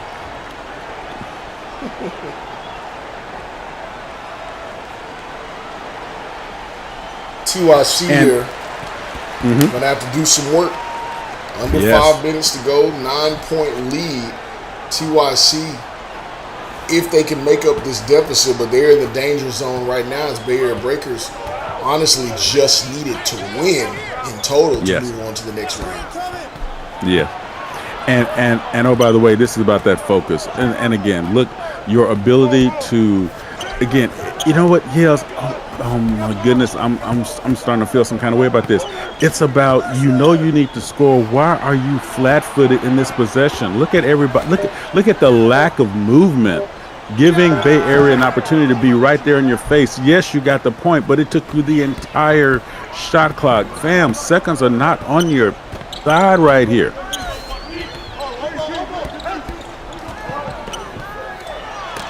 Jay Midoriya puts it up. Thank Kyle you. England with the big block. Now they're out in transition again. He's going to find a wide open Koya Monroe. Can't get that one to go, but they get the offensive rebound. Anthony Simmons does. He's going to drive here, working on a triple team. That's a big boy move there. He can't get it to go. Can't get the rebound, but he comes up with it on the steal there. It's a 5-point game. Every point he got for hustle, he lost for being in a triple team and not looking for his teammates who should have been moving, realizing if 2 jerseys on you, somebody's got to be open. Then you move from your spot. Base principles, Yales. Base principles right there. And I know that's subtle. Again, I know I'm being nitpicky, but I have such high expectation for these young men because they're so good. You have this idea here. If I see you being double teamed, even if I have a man on me, guess what I'm going to do, Yales? I'm going to move to become an outlet for you. If I drag my man with me and my other teammates do the exact same thing, somebody's not going to be covered. Last I checked the rule book, let me get it out right here. Hold up, let me check it right here. Let me see. Here, I'm going to look and see. I'm going to look one to page 47. Is it? Oh, yeah, it's 5-on-5, which means if 2 on you, guess what? Somebody's going to be free if we move, right? And it's just so subtle things like that. When you see such a talented team make such a fundamental move in a possession, they really need the points. Yes, they got the points, but man, did they have to work hard to get it. And I'm telling you, there is no coach on the planet that draws up a play to be that difficult. Heartland Zombie Stars coming up after this. Not SimWorld U, SimWorld Prep. Heartland Zombie Stars at the Scorchers. Coming up after SimWorld, this. They be trying to stop in on our prep game. Y'all get back on your side. Stay in your lane. SimWorld U. And coming up in just a few weeks, it is time for the last dance, is it not? Last dance, romance exciting times. Tonight. Oh, Maestro, keep it going. The serenade. Last dance. I saw Lil Honey in the back's taking a look. Romance You got some people looking. It's good. I want to be seen. Oh, wow. Oh, so I'm back. I'm back. Into Aaron Hall territory real quick. Yeah, really. I blanked out. What we doing? I blanked out. What we doing? Goodness. Woo. 7-point game. Come on. Can Yacht Club make this comeback here? Yes, they can. 7-point game. Basically, it makes it a 2-possession or 3-possession game for them, but they have to move quickly, Yells. They have to get into the action and not wait for the action to come to them. They can't afford to do that right now. They cannot stand around and wait for a play to come through. Can't waste any time. Yes, they can if they can get into their game. And I'm going to call them out with what you said earlier. What? Their transition play, their ability to move the ball.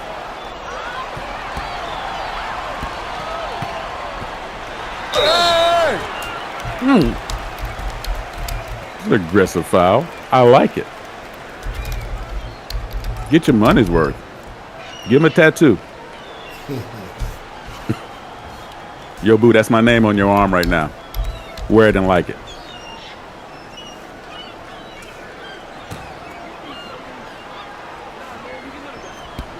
Gonna need to get these to go here.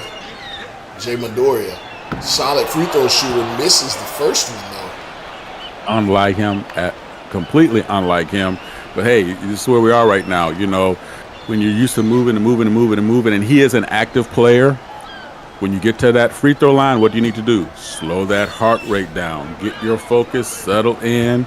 Understand that all those beautiful V-necks are going to be there once you knock it down. Just let it be what it's going to be.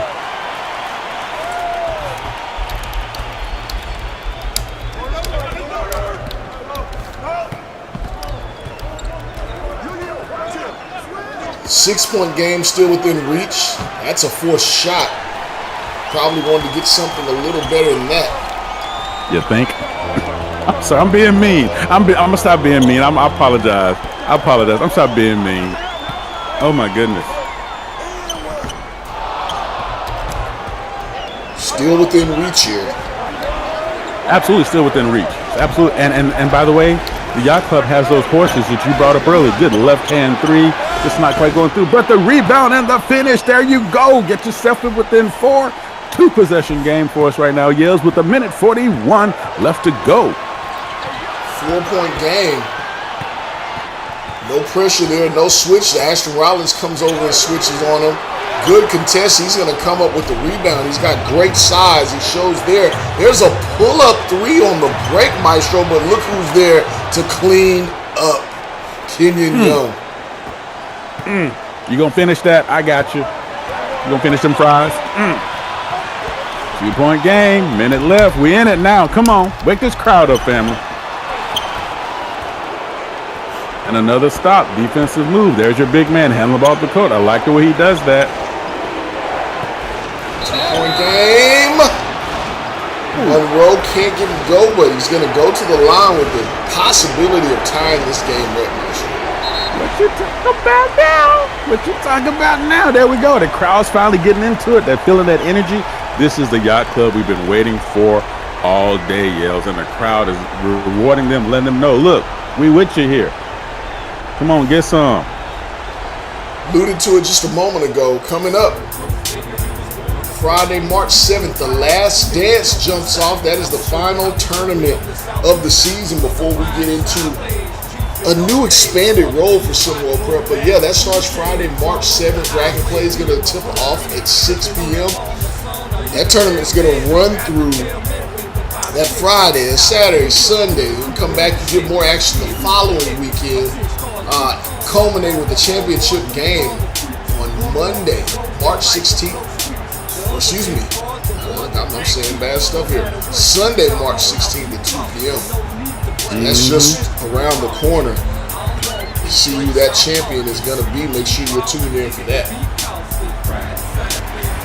Again, another mental test. Why? Game spread out over a course, and every single game, as they always do, matters.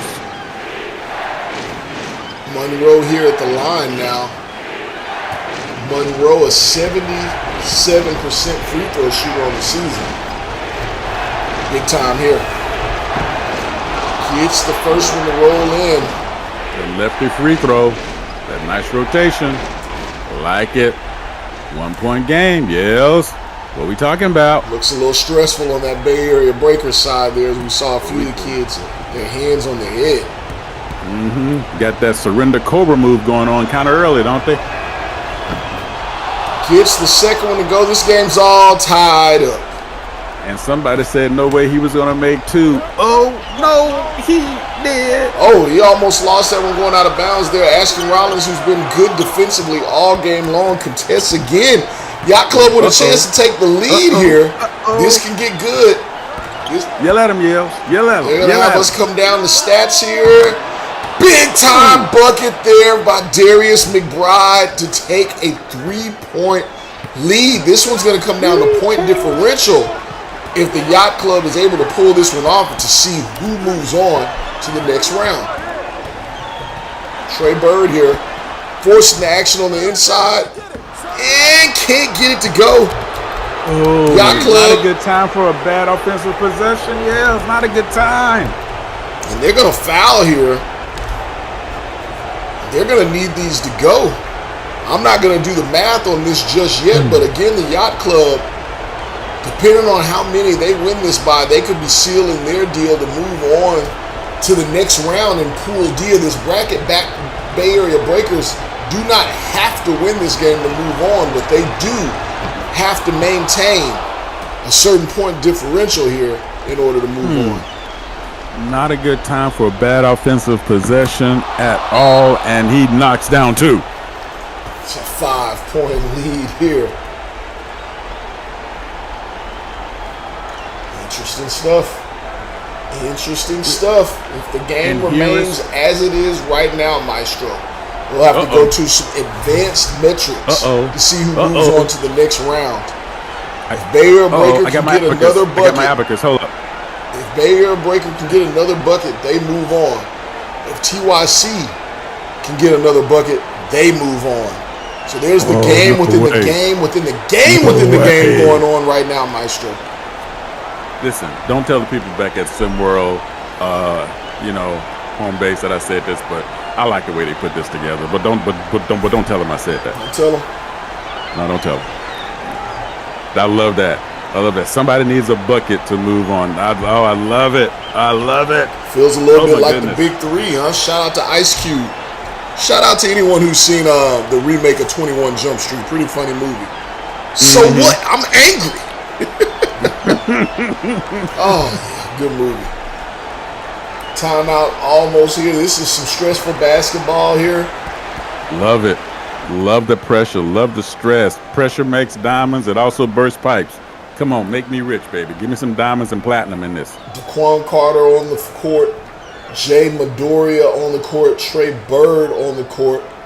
Jik Lee, who's been essentially held in check in this one. Yes, he and has. Andre Pope. We've got 23 seconds to see who moves on, or we got to move on to some advanced match. Trey Bird goes right after it. Can't get it to fall here, and the Bay Area Breakers are going to foul. Oh, come on. Come on. It's hard to hold those machinations in your head of point differential and this, that, and third, whatever. You're playing off a habit. You're used to being able to win it outright or not win it outright. You know, all those little moments. But then again, that's where you talk about it in the classroom. You talk about it in the engagement. What are we up against? What's going on? What do I need to know to be effective? Is scoring going to help me, or is a stop going to help me? What's going on? That's what you want to see right now. And oh, by the way, yes. 7-point lead. Bay Area Breakers here. Lead. Oh, no, and there's a turnover. That's going to do it. That's going to do it. The Yacht Club may be moving on in this one. And it looks like they will. What a turn of direction. This was roughly a 14-point swing in the last 3 minutes of this game. My goodness. Oh, this is tough. Yes. The parody of the Lei-Up Invitational strikes again.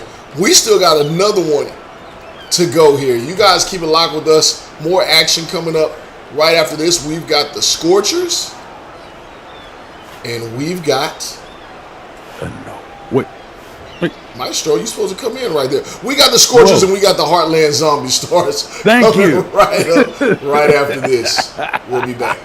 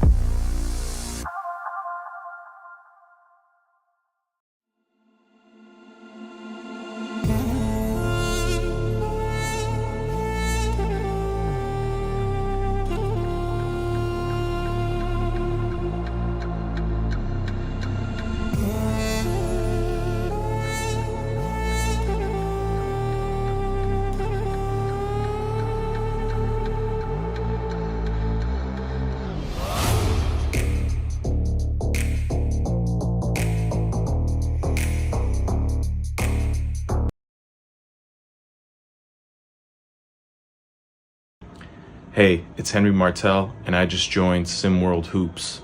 If you like hoops as much as art, then you gotta check them out. It's a Discord server, discord.gg/SimWorld Hoops. It's really the ultimate virtual basketball experience. Like, this isn't your average game. It's like stepping into your own basketball world. And whether you're like a player or a fan, it's time to see the game be the game.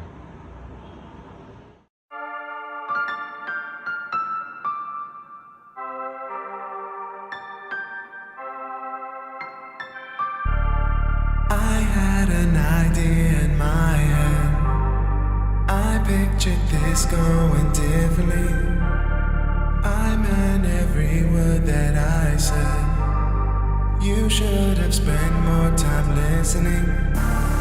All the things that I could have hold on, all for you to hit me with a hold on. What makes you so ready right now? After I waited on you for so long. Why you wanna be my love? Is it just for show? Why you wanna be my love? My love, my love, love. Why you wanna be my love? Is it just for show? Why you wanna be my love? My love, my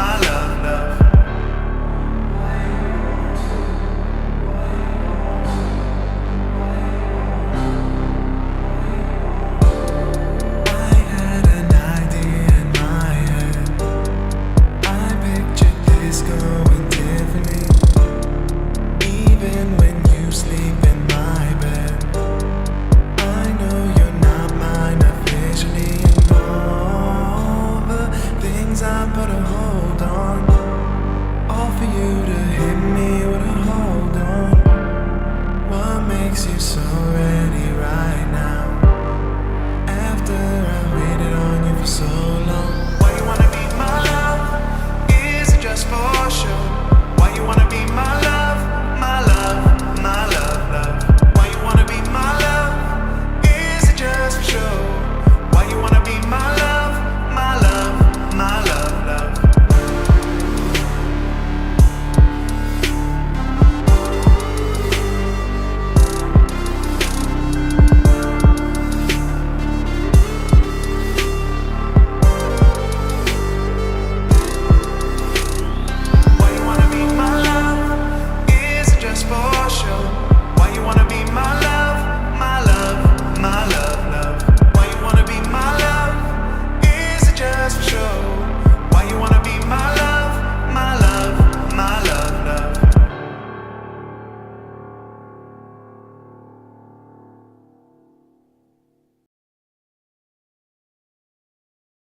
Hi, my name is Jasmine Wesley, and I recently joined SimWorld Hoops. If you love hoops as much as you love art, you've got to check out SimWorld Hoops at discord.gg/SimWorld Hoops.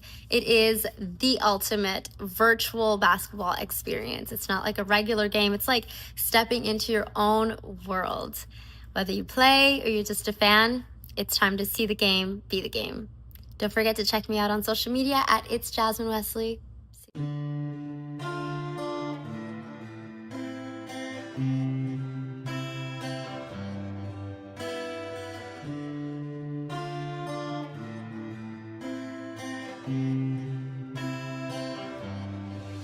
Ha pasado mucho tiempo, tengo amores esperando mi regreso. Estoy cansada de decirles que lo siento, en mi futuro ustedes no los veo. Ya me acostumbré a estar sola. I found happiness en el mar y las olas. I refuse to settle, even if it meant that I'd be alone forever. Pero tú me enseñaste que el sexo no debe ser la única pasión en una relación, que soy linda con make-up on, también natural como soy, como soy. Me enseñaste que los sentimientos que se siente uno al otro pueden ser mutuos. Me enseñaste que el amor debe sentirse como el amor.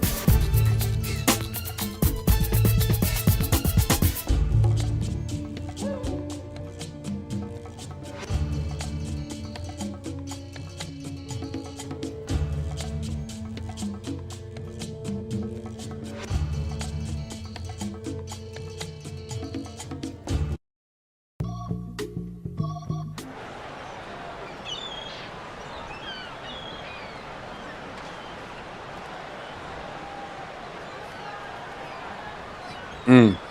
Mm. Mm. Mm.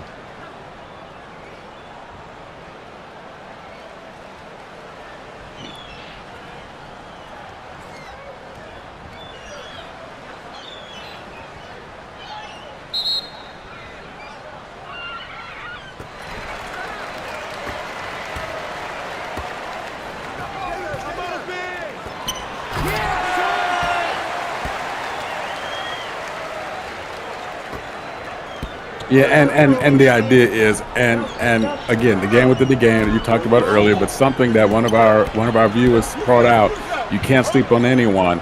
And the game we just witnessed, the Yacht Club scores 31 points in the fourth quarter, and not only clawed their way back in the game, but took it with the point differential that they needed to move on. That just shows you almost with the point difference they need to move on. What does that tell you? At no point can you sleep on any team in SimWorld Prep. Yeah, I think I was having some technical difficulties there. Maybe I need to re-inform everyone of what I had said there just to start it, Maestro. But Heartland Zombie Stars 1-0 so far in the tournament. There's a beautiful move by DJ Hammer. Won their first game there, but only won it by 4. Meanwhile, the Scorchers won by 26 in their first one. So Heartland Zombie Stars are going to need to win, but they're going to need to win big to move on. Is that really in their DNA as a team, though, Maestro? No, they've not. They've not played that. Okay, here's what makes basketball just one of those sports where, when you start getting the point differential, you start really finding out your true identity in terms of what you're capable or able to do. Two different things, capable and able to do. So the reality of it is this: the Scorchers at no given point that I can go back and looking at their record and look at the games that they played, their biggest win, I believe, so far this season across the tournament was an 11-point win. And if that's going to be your biggest margin of victory, to pull out something that is actually double that plus some, you're asking a lot of a team that has not shown the capability to score that way as well as stop as much as they will need to stop. Not saying that it's impossible, but it's a huge ask. 4-2 here early. Scorchers up by 2. Wins and losses still matter as far as who's moving on. Point differential is going to matter along with the win. But let's just talk about the game itself as we see Nick Brewer there with that's a mismatch of all mismatches, if you ask me. I would not, if I was Coach Lovelace, I would not be allowing any type of switches. With Nick Brewer, as we see young man here from Hawaii getting that one to go as we hear the crowd standing behind DJ Hammer. Recognizing hometown kid. There's a steal. Doing what he do. There's a steal on Justin Zhang. But the Zombie Stars get back defensively. He's going to remember that. My man can hold a grudge. My man can hold a grudge like nobody's business. I love 50 it. Cent. Like 50 Cent. Like 50 Cent and 50 Cent was a woman. Now that's a grudge. Oh. Just saying. Sorry, if we have any ladies tuned in, y'all can hold a grudge. I'm just saying. I can't see it. DJ Hammer there with the post step back. Another beautiful move there. The guy's He has consistently shown that move. He has consistently throughout the season, but more so than he has in this particular tournament. I guess being at home. Oh my goodness. Let us pray. Nick Brewer showing what he's able to do on the inside. Strong offensively. Agile. Quick. They're going to go down low to Hammer again. We see the double team come over for a moment, but clearly not for long enough. DJ Hammer is rocking and rolling to start this one. They are really living off of him. They're taking advantage of that energy, that hometown energy, that hometown cooking. They did that in the previous matchup we saw them in, and he is delivering on a level that I think to those who even know and respect and like his game might be slightly surprised. The likes of which the world has never seen. The likes of which. DJ Hammer there with another turnaround in the post. Unable to get that one to go. Heartland Zombie Star is going to bring it back up. Caden Cook with the ball on the break. Decides to slow it down. Looks like we're going to get a heavy dose of Cook and Brewer. We're going to find out if Jason Holbrook and the other Scorchers, bigs, can stay with them. Remember Jason Holbrook? What a move there. What an absolute blender move by Isaiah Orleans. My goodness. Go to work. He must have timed the blink because my man opened up his eyes and my dude was gone already to the rim. DJ Hammer now with 10 points of the Scorchers, 12 already. Oh my goodness. So he's matching the Zombie Stars by himself. Yes, he is. Isaiah Orleans goes up with the shot. He goes to work over Daniel Irvin there, and he had some words for him. You could hear him all the way from the sideline. Draining the 3, 13-12. I can tell you this. Heartland Zombie Stars certainly look up for this one so far, and so does DJ Hammer. You better bring some help for the Hammer. My goodness, looking like Thor out there in the post. Cooking is good. It's a little pole, a little mahu shihu, a little sansam, a little koala pork going on. I'm loving it at hometown cooking, koala? baby. You can't cook koala. It's an endangered species, isn't it? It's the name of the dish, boo. Koala pork. Come on now. Stay with me. That's wrong. If I ever go anywhere and I see like bald eagle sausage, I'm calling Peter. I'm calling somebody. That's crazy. Get your little bald eagle pasta right here. No. Oh, come on. DJ Hammer is doing everything that needs to be done in this matchup. This kid here, very early on, is showing why he is highly ranked, highly touted. Number 15 in SimWorld Prep Hot 100 right now. As now we get some more Isaiah Orleans. 14 points a game, 73% from the field. Maestro. And he's working on a really good defender as he goes for his 16th bucket of the game. Isaiah Orleans, an excellent defender, known throughout the ranks as being a good perimeter defender, but also having the size to work on the interior and defend as well. But how do you stop DJ Hammer right now? You have to funnel him. In other words, decide which side of the floor is his weakest, which good luck with that.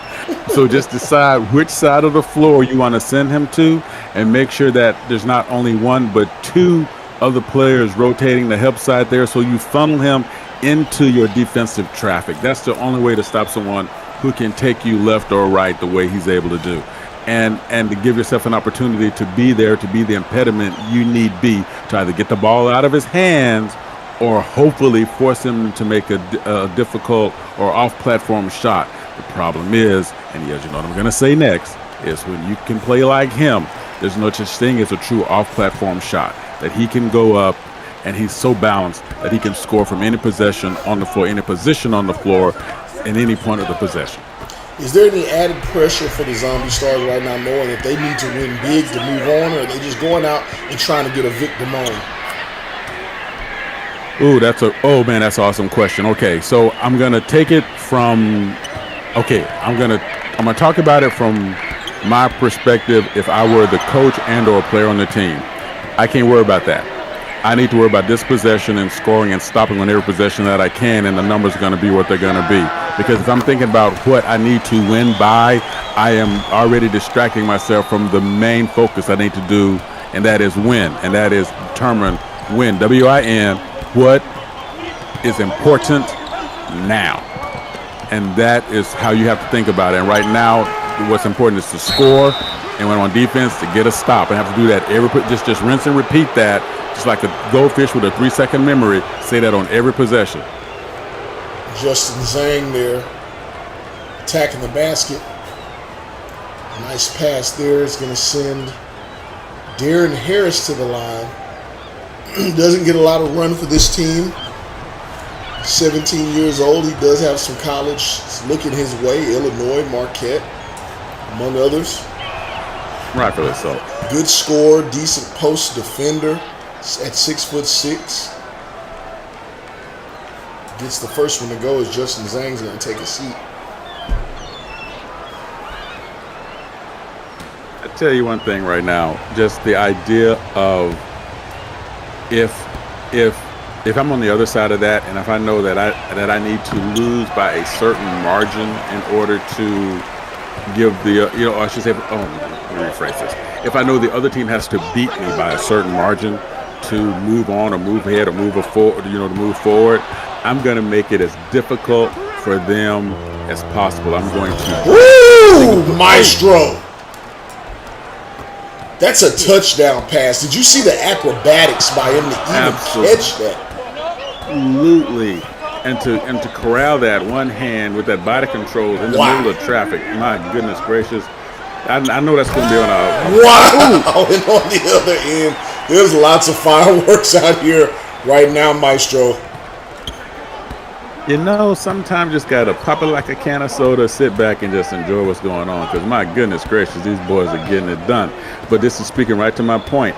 I'll play par ball with you. If I know you have to beat me by a certain number to move on, when I score, you score, just like that. When you move, I move, just like that. I'll do that all day long because I'm going to make you really hustle it. Yeah, no, 2K for life. I like that shirt.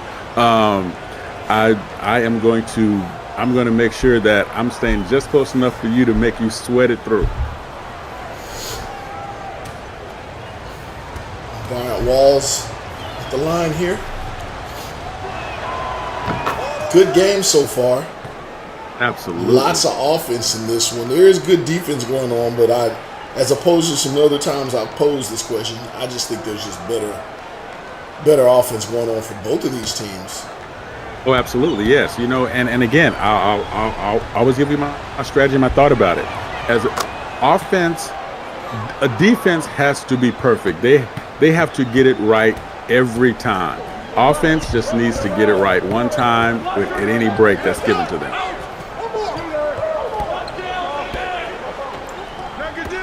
Swings it here. Open three. Knocked down.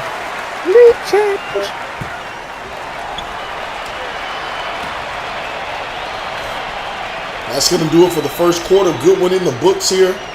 DJ Ammer being called the tribal chief by some of the fans out here. Love it. Coach Overtime. We'll be back in just a few.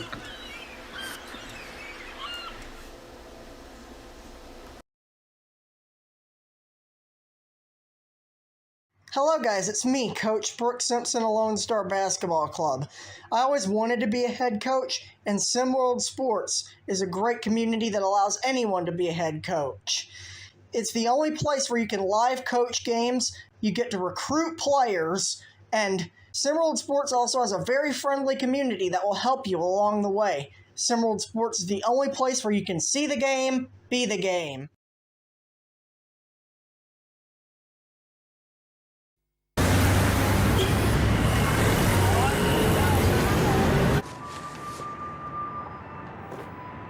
Lựa thương tiểu khổ Lựa thương tiểu khổ ว่าถอยเลยเหม่งเมืองเหล่าสิว่าเลือหล่อจำอย่าปักว่าเลือจะเห่าแซ่เลือเทวอ่ะว่าถอยเลือเหม่งเกี้ยวว่าละมวยห่อนะอังหม้อเลือปล่อยจุดแม่ขอเที่ยวโม่กี่กอห่อนะว่าจ่อเซ็งแซ่ซาจับหัว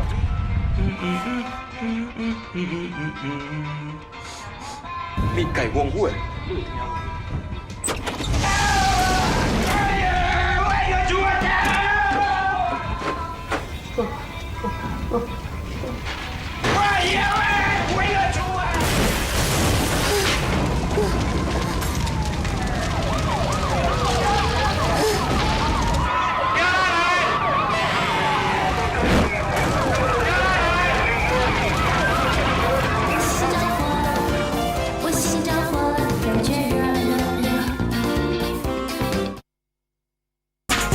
Malnutrition position. I have no competition. Our lives are way too different. I come through in your kitchen. Your job don't come with pensions. I'm on another mission. Listen, cop that car, fuck that price. Touch that broad, damn that's nice. Money stacked the midget height. I said it and I'm sorry. My bankers rather troubles. My money's on retarded. This sophisticated ignorance. Boy, don't get me started. Iconic, bionic, pneumonic, my sonic go boom. I move like Jews from the Islamic high power beats, knocking kinda like girls knockers that I like. Wait to see, cause I'm destined to be iconic, bionic, pneumonic, my sonic go boom. I move like Jews from the Islamic high power beats, knocking kinda like girls knockers that I like. Wait to see, cause I'm destined to be. I'm destined to be. I'm destined to be. I'm destined to be. I'm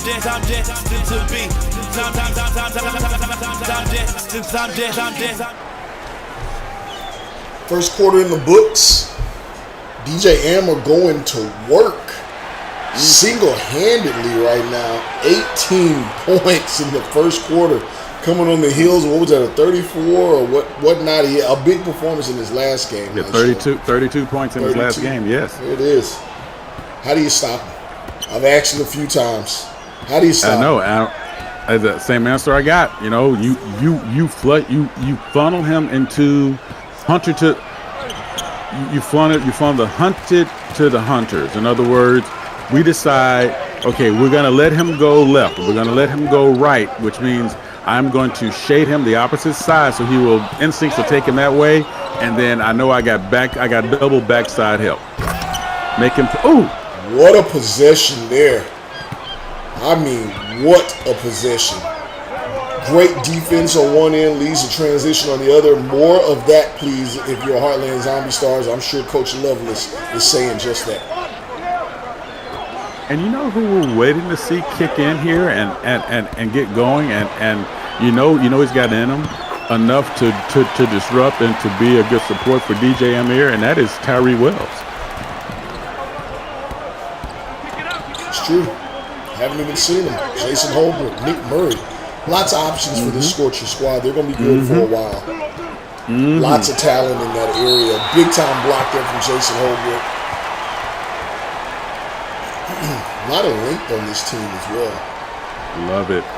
Love it. You can work with length all the way across the board, right? Like you know, you can fill those passing lanes when you're on defense. Keep your hands up. It's easy to disrupt the passes or outright get steals if you have players with good enough hands to do that.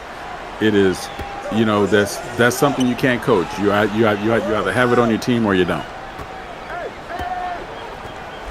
Swings it. He's going to bring it down to Jaden Salas. He's going to work on his defender, Jason Holbrook. He gets the easy bucket.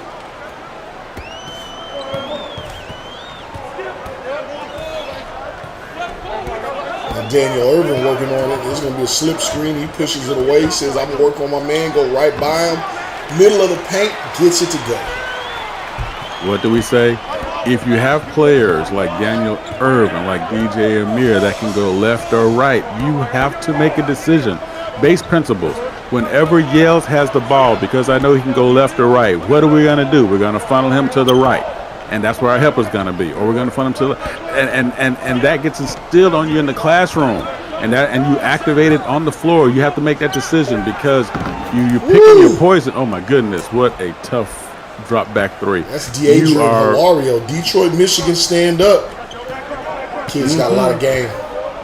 You know, you know they're going to score. They have the ability to score no matter what. You decide how they're going to score. Make them have to work as hard as possible for it else. Daniel Irvin left open. Can't get it to go. There's a big-time rebound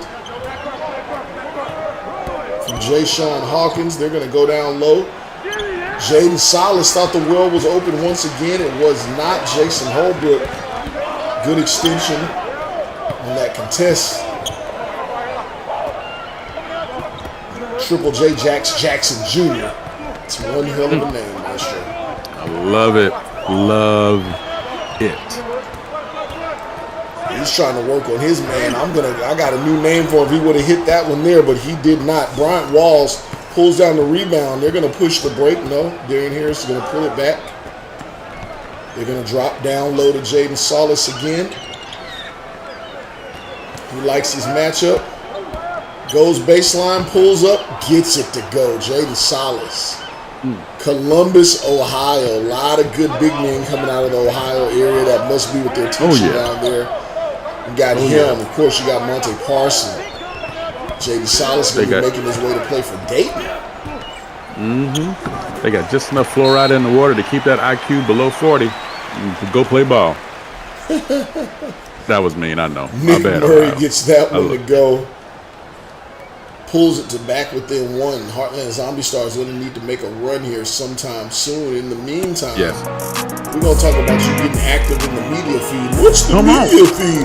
Where's the media feed at? Oh my God. It's in the server. It's at discord.gg/SimWorld Hoops. It's the only place that you're really supposed to be doing all your activity. You've got shows. Oh, can I run down the list? Can I run down the list? Run it. I'm going to do it. You got the Marsh Pod talking about everything topical. He could be talking hoops. He could be talking football. He's probably going to be talking a lot of Warriors because he just rides their sack. He loves them. He loves the Warriors. But you can tune in for that. You got Around the Table, which I know you're going to be joining. I don't know if I'm ruining the surprise, but Big Bob's got snacks, but he's also got a new co-host. Got that one airing on Tuesdays where they're just talking basically about whatever he wants. You got Rick's Blazing Takes. You want a hot take, you want to hear something a little crazy and probably be treated to a new video by Rick Blaze himself. You can tune in there. You got Talking Dirty. You want to hear some dirty talk, you want to hear a very nice intro with a sexy little voice, and then hear some basketball talk. Maestro's going to give you your fix for SimWorld prep action. And on top of that, you got the J-Rock Show rounding out the end of the week for you, where you get some SimWorld U updates. A lot of good guests on that show. Shout out to you for getting guests on your show, Maestro and J-Rock. And let's not forget Off the Rim with Coach Drayton. He's talking all your SimWorld prep action if you need a fix in that form. You got Dirty Shorts coming all throughout the week. You got the Court General giving you X's and O's, and we got some other stuff upcoming. Just letting you know. Just letting you know. In the past, we've had Clutch Time. Wanted y'all to tune in for that. We had Hard in the Paint. We didn't get the live viewers. It got canceled. Maybe looking to make a return, and we got some other stuff around the corner. But make sure that you're tuning in.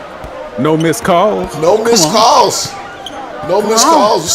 They stopped getting recorded. We'll see if we bring them back. Come on. Nick Brewer here down low. He's going to pull up a three. Coach Lovelace is pulling his hair out on the sideline. That is not what he wanted. And rightfully so. And rightfully so. I know he is. That's just... Oh. And then to turn around and give up that like that. Daniel Irvin slicing and a dicing, Gina. Justin Zhang, we haven't seen a lot from him there. And then ripping the rebound down. Eric Guerrero just taking that out of the hands of Nick Brewer. I think Zhang man's still mad by getting his ball stolen and getting scored on. No way. He gets mad? He doesn't get upset.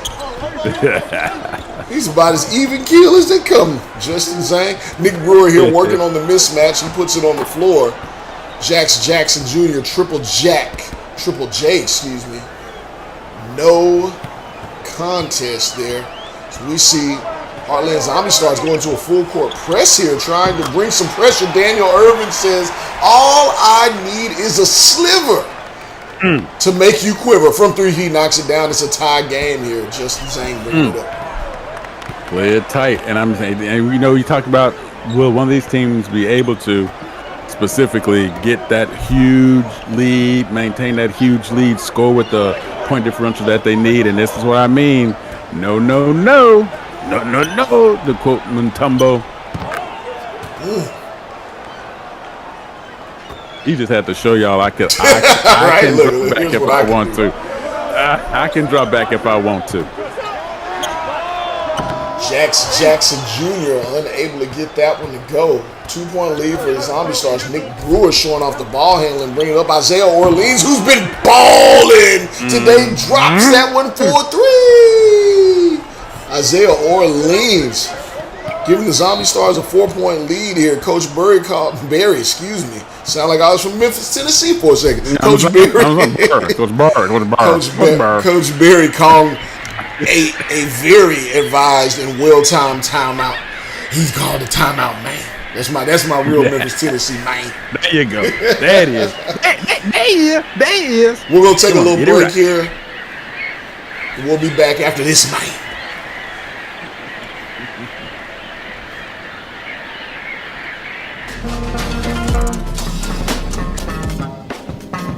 Yo, it's your boy. Check it.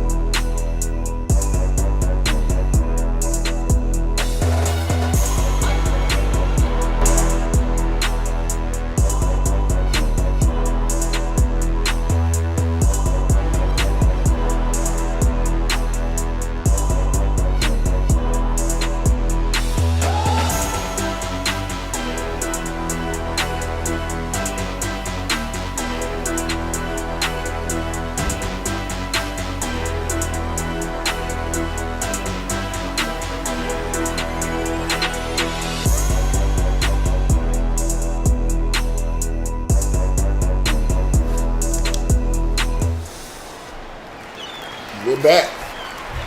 Heartland Zombie Stars looking like they're rolling here defensively.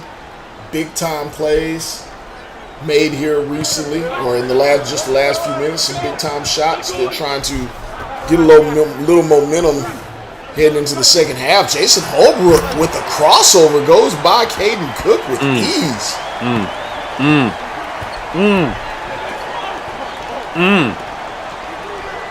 40 seconds here. Caden Cook going to try and get some redemption. He goes up and the foul is drawn. Jason Holbrook does not like it.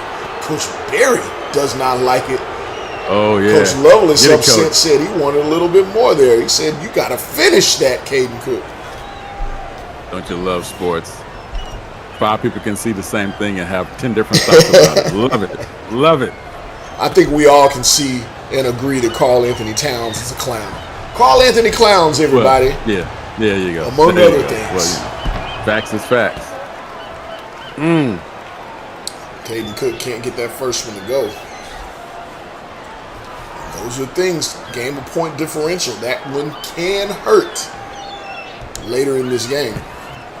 Every possession counts and every shot on the free throw is a possession, fam. Caden Cook gets the second one to go here. You see more of this half-court pressure here. Testing the waters, see how this team can handle it. DJ Ammer been quiet for the past few minutes. Shoots it up over Nick Brewer. That's not a good matchup to take a jumper over unless you can get a little space. Great contest by Brewer. Isaiah Orleans here working on his man. Spacing not so great. He's going to kick it back out, start over. Caden Cook in the post here again. He's going to work on Jason Holbrook. He's been winning this matchup surprisingly. Yes, he gets it to go again. Yes, he has. Last second shot. Oh, almost, but not quite. First half in the books for the last game of day 2 of the Lei-Up Invitational, Maestro. What you feeling in this first half? Well, I'll tell you what I'm feeling in the first half. You know, both teams are shooting at a good enough clip to make themselves reputable. However, you're talking about the score differential we need. I'm going to lay out that for a second and talk about something else. One of the differences in these particular teams here is how they're handling their possessions. And quite frankly, Heartland Zombie with the lead are making up by volume. They've had more possessions than the Scorchers, and they've made it count. Both teams are at the peak of their performance right now. Heartland Zombies making up by volume. Scorchers need to find a way in the second half to reverse that trend. They need the volume, and they need to capitalize on the volume of possessions and opportunities. Nick Brewer, 12 points. DJ Ammer, 18, and allowed 9, if you will, from Isaiah Orleans. We got more action coming up. Second half coming right after this. Let's get it.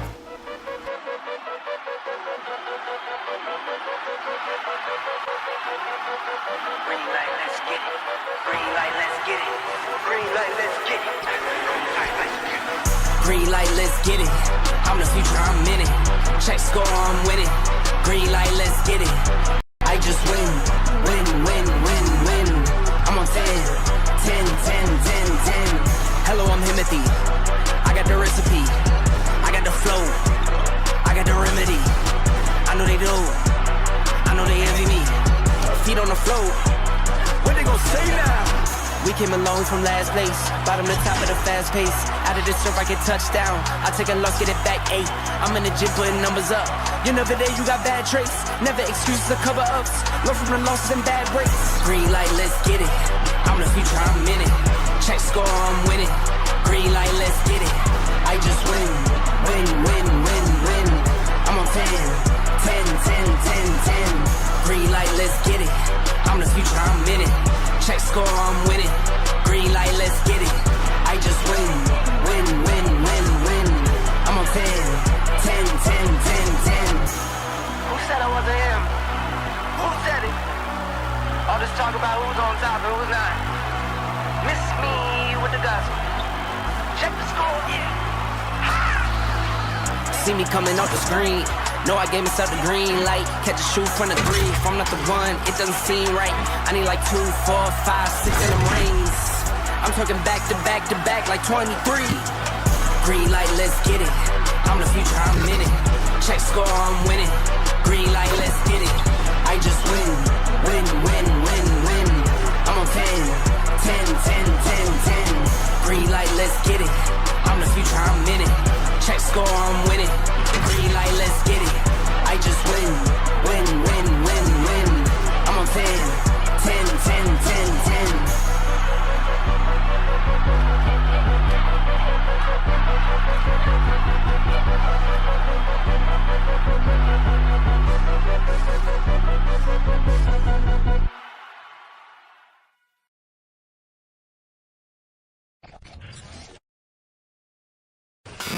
It's time to see the game, be the game.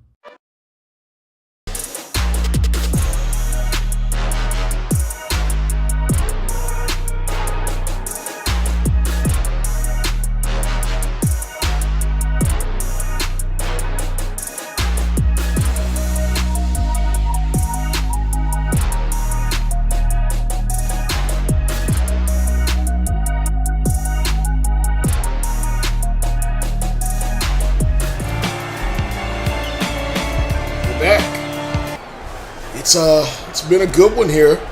Zombie Stars, Heartland Zombie Stars, that is, picking up their play here. 6-point lead. They're going to need more than that here in the second half. On the other end, Scorchers getting a huge game from that man there as we see a block there from Nick Brewer. That's big time. DJ Amber with 18 points. But he's done most of that in the first half, if not all of it.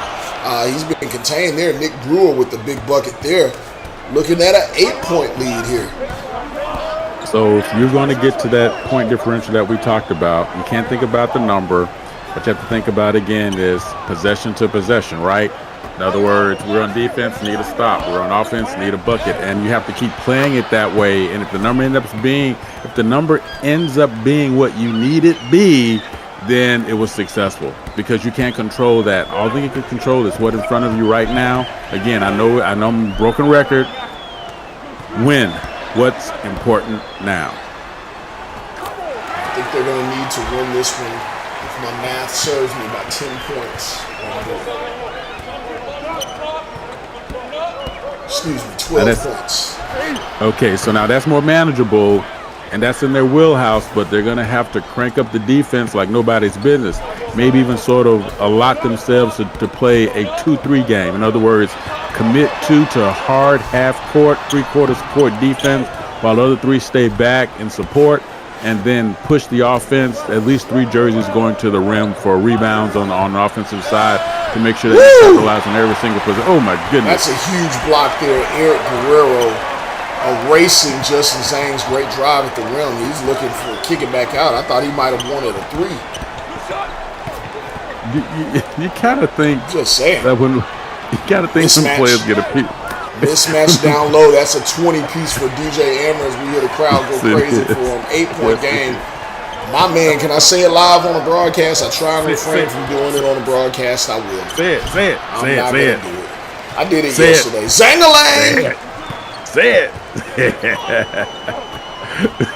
Do you think that when players get a piece of Zhang's shot, they take a little bit of extra love in that with how the way he's active in the I got to tell you, there's 2 people in all of SimWorld U. I love to see them on social media more. We can start scouring them. They start living the SimWorld prep life out a little bit more. But I tell you, they might as well paint themselves green and call themselves Shrek. You got Cyrus Jackson and Justin Zhang. If you want to talk about trolling, they are the kings of trolling. You add one more or 2 there, they can go on tour and be the kings of trolling. I love it. I'm sorry, I do. It is where we are today in terms of interaction, player game, sports interaction, and the ability to troll, the ability to play, to be the black hat, so to speak, and to love and live that life. And it just can't be. It has to be appropriate. The insults have to be. It's got to be appropriate. Intelligent. Can't cross the line. Can't cross the line, but they also have to be intelligent and on point to where you have to kind of pay attention. Go like, oh wait, whoa, that was a zing, and right? You stay in character. During now that the SWBA has started, viewership is starting to shrink off a bit. And I'll tell you why, because I'm gonna go back to when it was back on the rise and the incline was in the heyday, and everyone said it was the Warriors. The Warriors were doing big things, and people were watching, and you thought it was Steph Curry and Klay Thompson, all the highlights, but it was just as much Draymond Green and his antics and his trolling as it was. It was the polarizedness of this team, and ever since he's really not been as good and hasn't had as much to say, and no one cares what he has to say, on top of other things with SWBA, that's been a little bit of decline. So just want all of the world out there to know, hey, we want everyone to be respectful here in SimWorld. We don't want anyone crossing the line or breaking that fourth wall or going after someone personally. But do we like some trolling? Do we want to see some battling? We want some beef, some drama? Absolutely. All this friends, buddy stuff. Where is the competition? Where is it at? I think back in my day we called it playing the dozens, and you always knew you won whenever you got the other guy to curse or to drop down to a your mama joke. That's how you know you won the dozens. Because you got under their skin enough that they can't even think of something cool to say about you. 10-point game here, Maestro. What do the Scorchers need to do to get back in this? The Scorchers need to get back to the free-flowing game that they had earlier on, and that is they were able to move the ball up, get the ball. I'm giving you flowers, my man. The ball movement, the in-traffic ball movement they were able to do to get those alley-oops to get those backcourt drives to the basket. All those things happened because they were able to leverage one side of the floor for the passing while they were active on the other side. If they get back to that, as well as slowing down the Heartland Zombie Stars in terms of slowing down their matriculation up the floor, they give themselves a chance to cut this 10-point lead down to its more manageable for them to be able to pull out a victory. And on the other side, I'm just going to go and hop on the other side of the taco right now. For the Zombie Stars, what they need to do is, you got that 10-point lead right now. You need to really, really, really make this microphone small. And so not the microphone, the microscope small. In other words, I'm just going to look at right now, pass the pass, stop the stop, give myself the opportunity to do what? Give myself the opportunity to get that point differential I need to make a difference.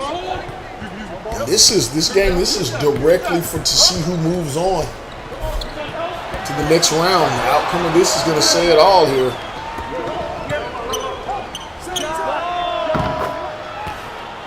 Big time bucket there. That's a deep three. Deep three. And you look at the Scorchers' faces here. They're not looking too pleased. Where do you go offensively?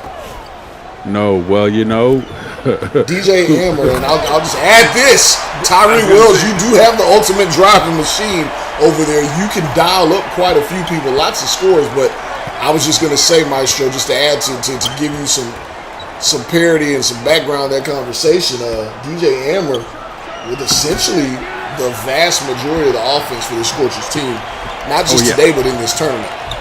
Exactly. You know what? Ride the horse they got you there, right? Give him a chance. But where do you go if the defense is adjusted, which it looks like they have? Beautiful move there by Brian Walls. Then I got to find a way to get the ball to Daniel Irvin or Jason Holbrook. I have guys who can score the ball. Tyree Wells, man, he's been in the back of a milk carton for the most part. And I need him to step in there. I need my guys who have been those great number 2s and number 3s to step up a little bit. The whole point of us being a team is when I'm weak, you're strong. Those moments have to happen. And guess what? I need you now. Yep. Like Smokey Norfolk, Bryant Walls needed that in the middle there as he knocks that one down. Full court pressure still seems to be taking the Scorchers out of their game. You mentioned who's been number 2 or 3. This Scorchers team is absolutely loaded. They have a lot of guys on this team that have been number 1s. They were number 1s at their high school. They're number 1 in other prep leagues that they played in. So it's still there. Just because they're not number 1 right now, like the number 1 option, doesn't mean that they can't take that role on. I'm talking Nick Murray. I'm talking Daniel Irvin. I'm talking Jason Holbrook, who knocks down the timely 3. Quincy Appia, for that matter.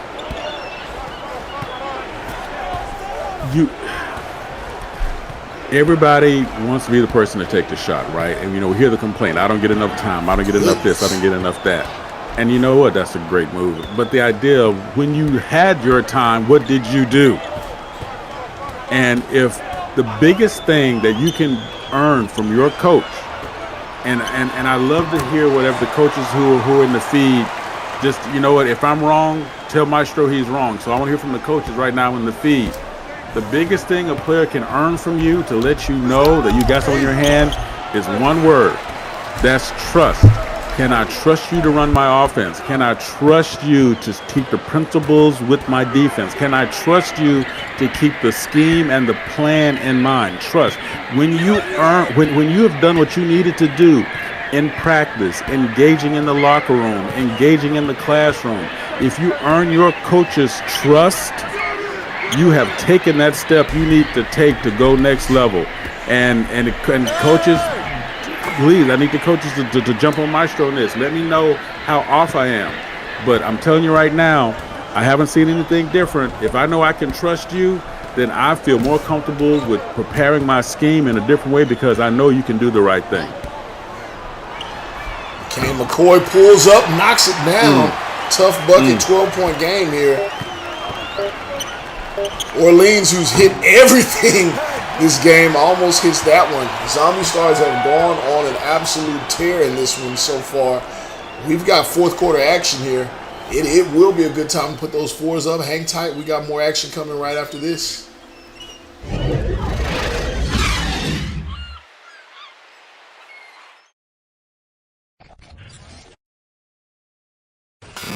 See the game, be the game.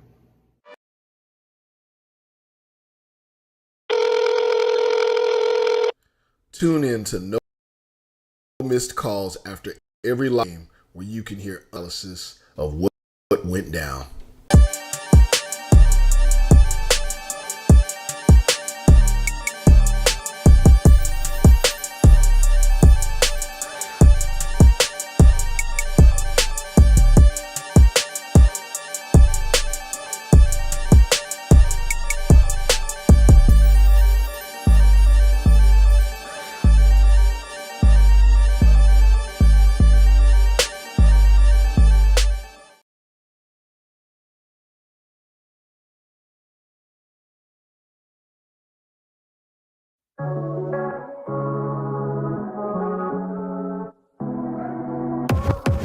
I am the truth.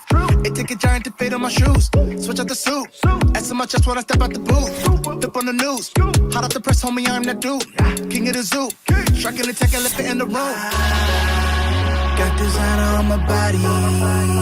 Selfies in the private jet.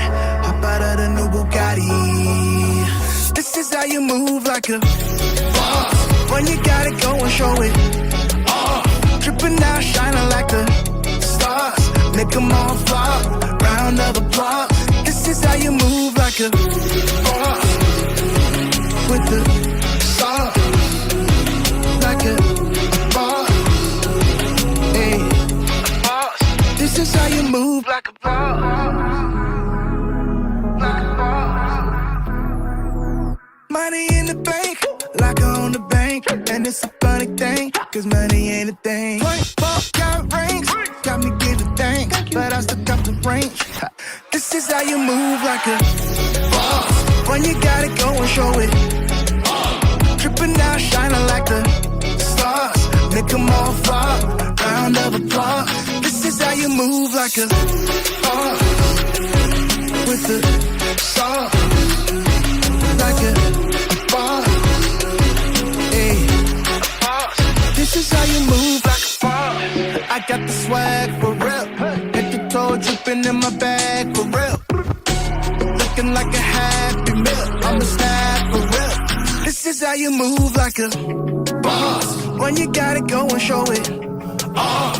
Dripping out, shining like the stars. Make them all flop. Round of applause. This is how you move like a boss. Go ahead, hit 'em with the sauce. So get up and take a little pause. Shine like a star. Round of applause. This is how you move like a.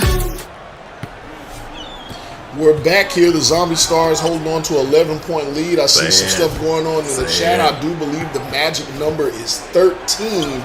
The Zombie Stars are going to need to win this one by. It's at 13 right now as Isaiah Orleans knocks it down. Zombie Stars would need a 13-point victory to move on to the next round. Otherwise, it is all about the scorcher. Say it. Say it, Yales. Come on. Say it. Put up those. Come on. It's fourth quarter time. Put those fours up, everybody.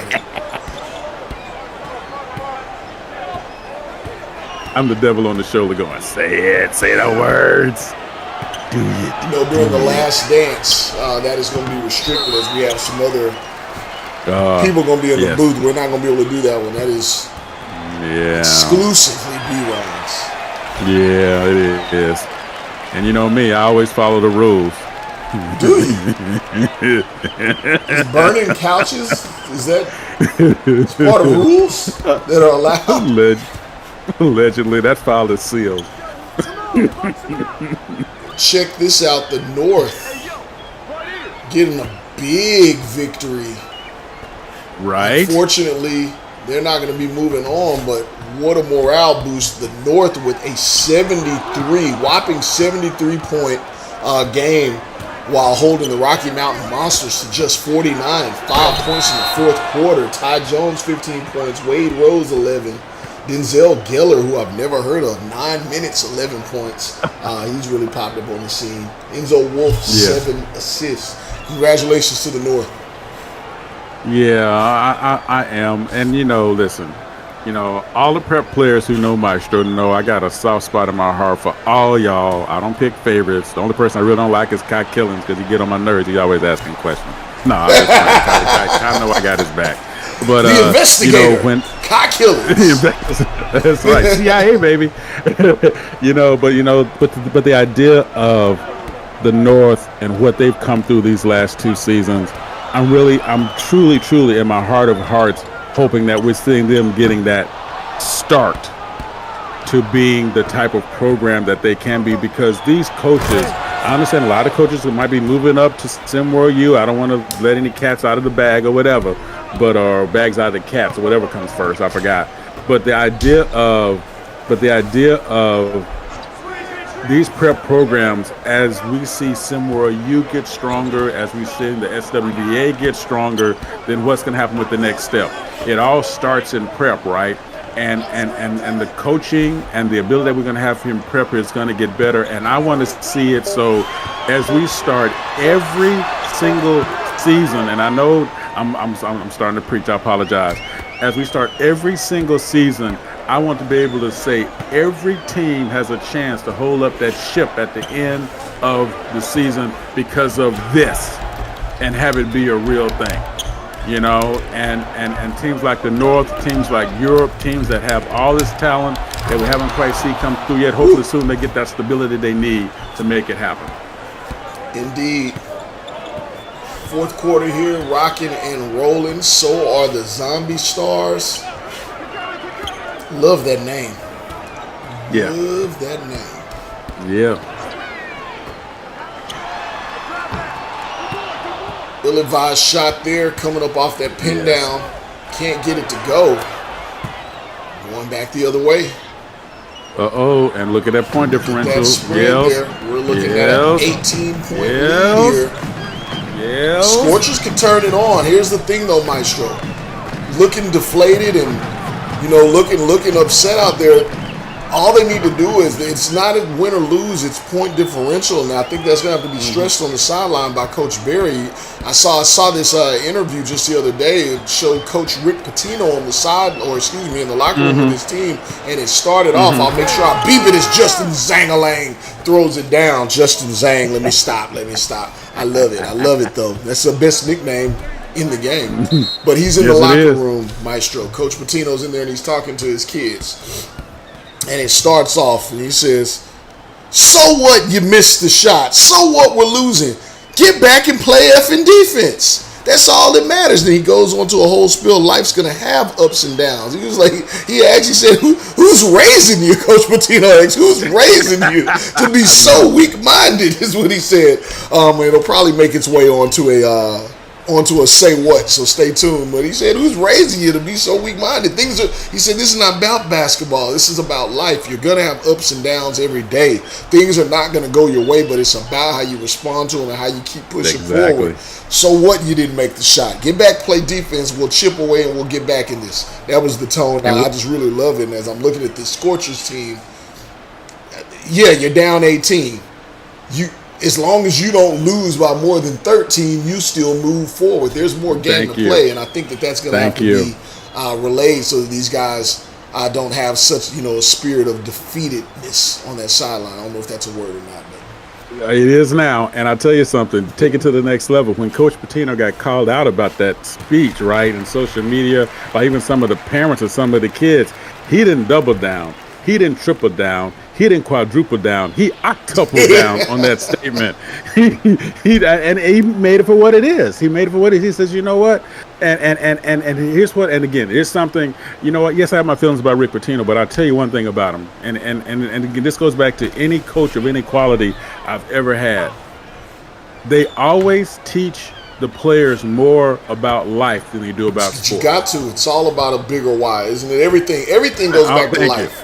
There's a pattern. Thank you. And listen, I told a story. I'm gonna make it real quick. Told a story. Our freaking senior year, we won our third state championship for my high school class. we ran suicides after because the coach told us for every point we gave up in transition, he was going to make us run a suicide. So the school, the band, the parents, everybody had to wait for us to run those suicides at the end of the game because he said that's what we were going to do if we gave them transition points to that team that we did. Had no idea that you played for Coach Carter.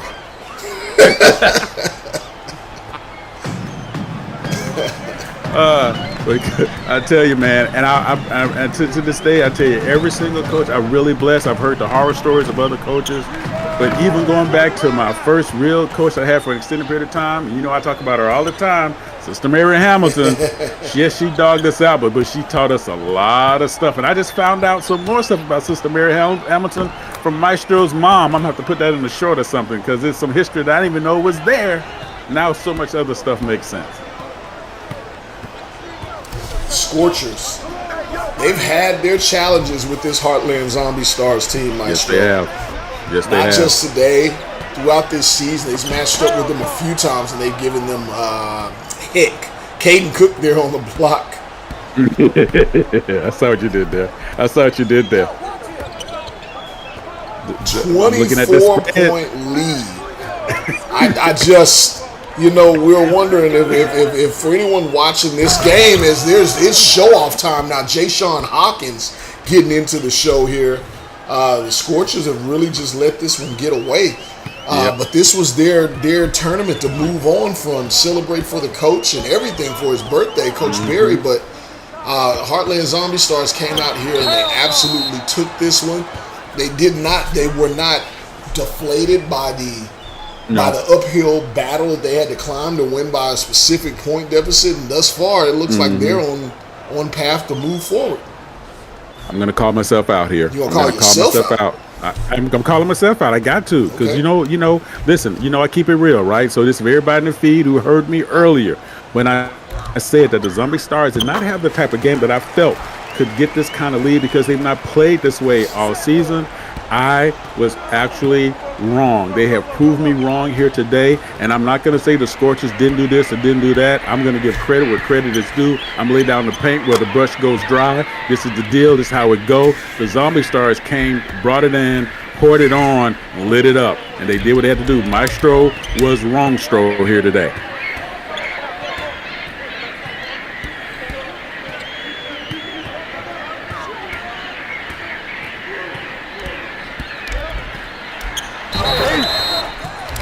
Ooh, what a move there, following through here on that particular play. Handled, went into traffic and got the finish, and it looks like we got the hoop and the harm as we go to the line. Let's see what kind of difference it's going to make here toward the end. Looking at what's going on here, Daniel Irvin with that great finish. Minute 37 left to go here in the game. Zombie Stars up 88-64 with more than enough cushion here to make a difference. The free throw is missed. Zombie Stars bring the ball up the floor. The Zombie Stars have an opportunity here. They need to play their game. Backcourt violation. Oh no.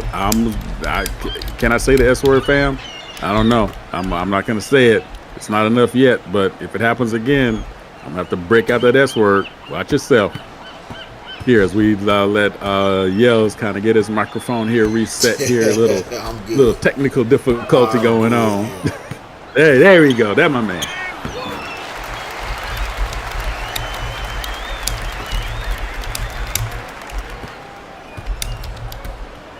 And I do not blame the Zombie Stars. Take your time at this particular point. Make sure that you're just all the seconds are on your favor. You have more than enough of a cushion here to move on to the next level. No need to push it. That shot should not be taken until there's less than 4 seconds left to go on the shot clock. Just don't even, there's no need to push it. No need to, but if they're going to give you the lane, you take it. Again, a great finish in the lane there by Darren Harris from Chicago, Illinois. 6'5", said, boom, feel that. I'm sorry, 6'6". I cheated my man. I got a ruler. Don't worry about it. Time out for the Scorchers here. Going to get some subs in for the last few minutes here. Thank you for carrying during my mic challenges there, Maestro. Scorchers, really talented teams. We sit here and we look, there's a lot of a college outlook for a lot of these teams. Heartland Zombie Stars, we'll start there. They got Caden Cook, Jay-Sean Hawkins, Isaiah Orleans, Justin Zhang coming back next season. That is a great foundation for whatever Coach Lovelace is going to be able to bring in, and there is lots of talent in the Midwest, major talent. On the Scorchers side, you got Jax Jackson Jr., DJ Amber is going to be moving on, Eric Guerrero, Nick Murray, and Tyree Wells. Tyree Wells moving on to Georgia Tech. A slew of these kids moving on to SimWorld U, but you got Quincy Appia, Jason Holbrook, Daniel Irvin, who's still going to be there. I mean, there's all kinds of talent here. McCoy McCain, JoJo Vasquez. Great future ahead for this team. And Coach Berry, he's got lots of building blocks to build around. I think, is it possible you have so much talent that sometimes that it's hard to pick a firm direction to go? Because that could possibly be the case with this team. Oh, 100%. And guess what? It's a good problem to have. And that's where the engagement, the inter-team engagement, the bonding, all those things go on that need to happen. Because why?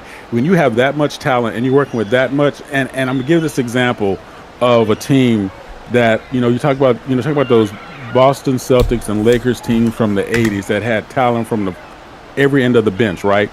What do? They worked really hard together, so when the game time came, they were able to do what they needed to do to be fluid together. And guess what? Their schemes came out of their collective awareness and kept collective ability. And guess what? If you're a coach and you have that much talent, this is a great time to start teaching that too. Engagement is important from the very beginning.